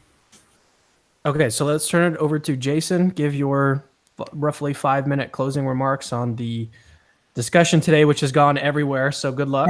But then we'll go to Matt and we'll close it out. Okay. Well, thank you. Thanks again for having this discussion. Thank you, Matthew, for being a great partner in this. It was very helpful. Everything you said was extremely helpful. I guess in closing, I would return to the initial objection I raised, which was it seems that actions should have their moral features in virtue of the properties that they have intrinsically. And it seems odd to think that what someone says, even God, could at all alter the moral properties that an action has. And so what I've been pushing, especially in the last half of this discussion, is the view that the features that an action has, such as causing severe suffering, leading to the death of a person, those features are sufficient to give us very powerful reasons to avoid doing them. And other actions have very powerful reasons that are sufficient to give us, or have features that give us very powerful reasons to do them. So we have powerful reasons to give to the needy because of the features of giving to the needy. And And if you buy that, and I think that it's interesting, I think Matthew to some extent agrees that these actions have some kind of moral features independent. He wants to say they're not deontic features and they're not obligatory, but I think he agrees that they have some kind of moral status prior to God's commands. Well, if you think that, then I just wonder, what are God's commands doing, right? There are already reasons prior to his commands. It either have to be reasons prior to his commands, or his commands would be arbitrary. What are God's commands doing? It seems like they're superfluous. It seems like we can figure out what we should do, what we have most reason to do, just by looking at the properties of actions, looking at their intrinsic properties. And if we can figure it out, then that's probably because what makes an action the thing to do is something to do with its intrinsic features. So I guess that's my summation. I don't know if that took 5 minutes, but once again, thank you. I think I learned a lot today. I really appreciated Matt's comments, and Cameron, thank you for setting this up. It's been a lot of Jason, fun. It's been really fun, and we need to have you back on for something. What are your other interests in philosophy? You said philosophy, religion, and metaethics, but is there anything else that you spend a lot of time reading, thinking about? Well, my dissertation had nothing to do with philosophy of religion. I wrote it about ordinary language philosophy. So I know quite a bit about John Austin and Gilbert Ryle and Wittgenstein. And I know about contemporary debates and contemporary issues in philosophy of language to some extent, though I haven't looked at that stuff for quite a while. And I've also got an interest in philosophy of mind. I mean, my interests are wide-ranging, and because I teach at a community college, I have to teach sort of everything. Yeah, I'd love to be back on. I have pretty much any topic in philosophy of religion I'm interested in. So. Right. All right. Well, let's turn to Matt and get your closing thoughts on today, and then, like I said, we'll close it out. Okay.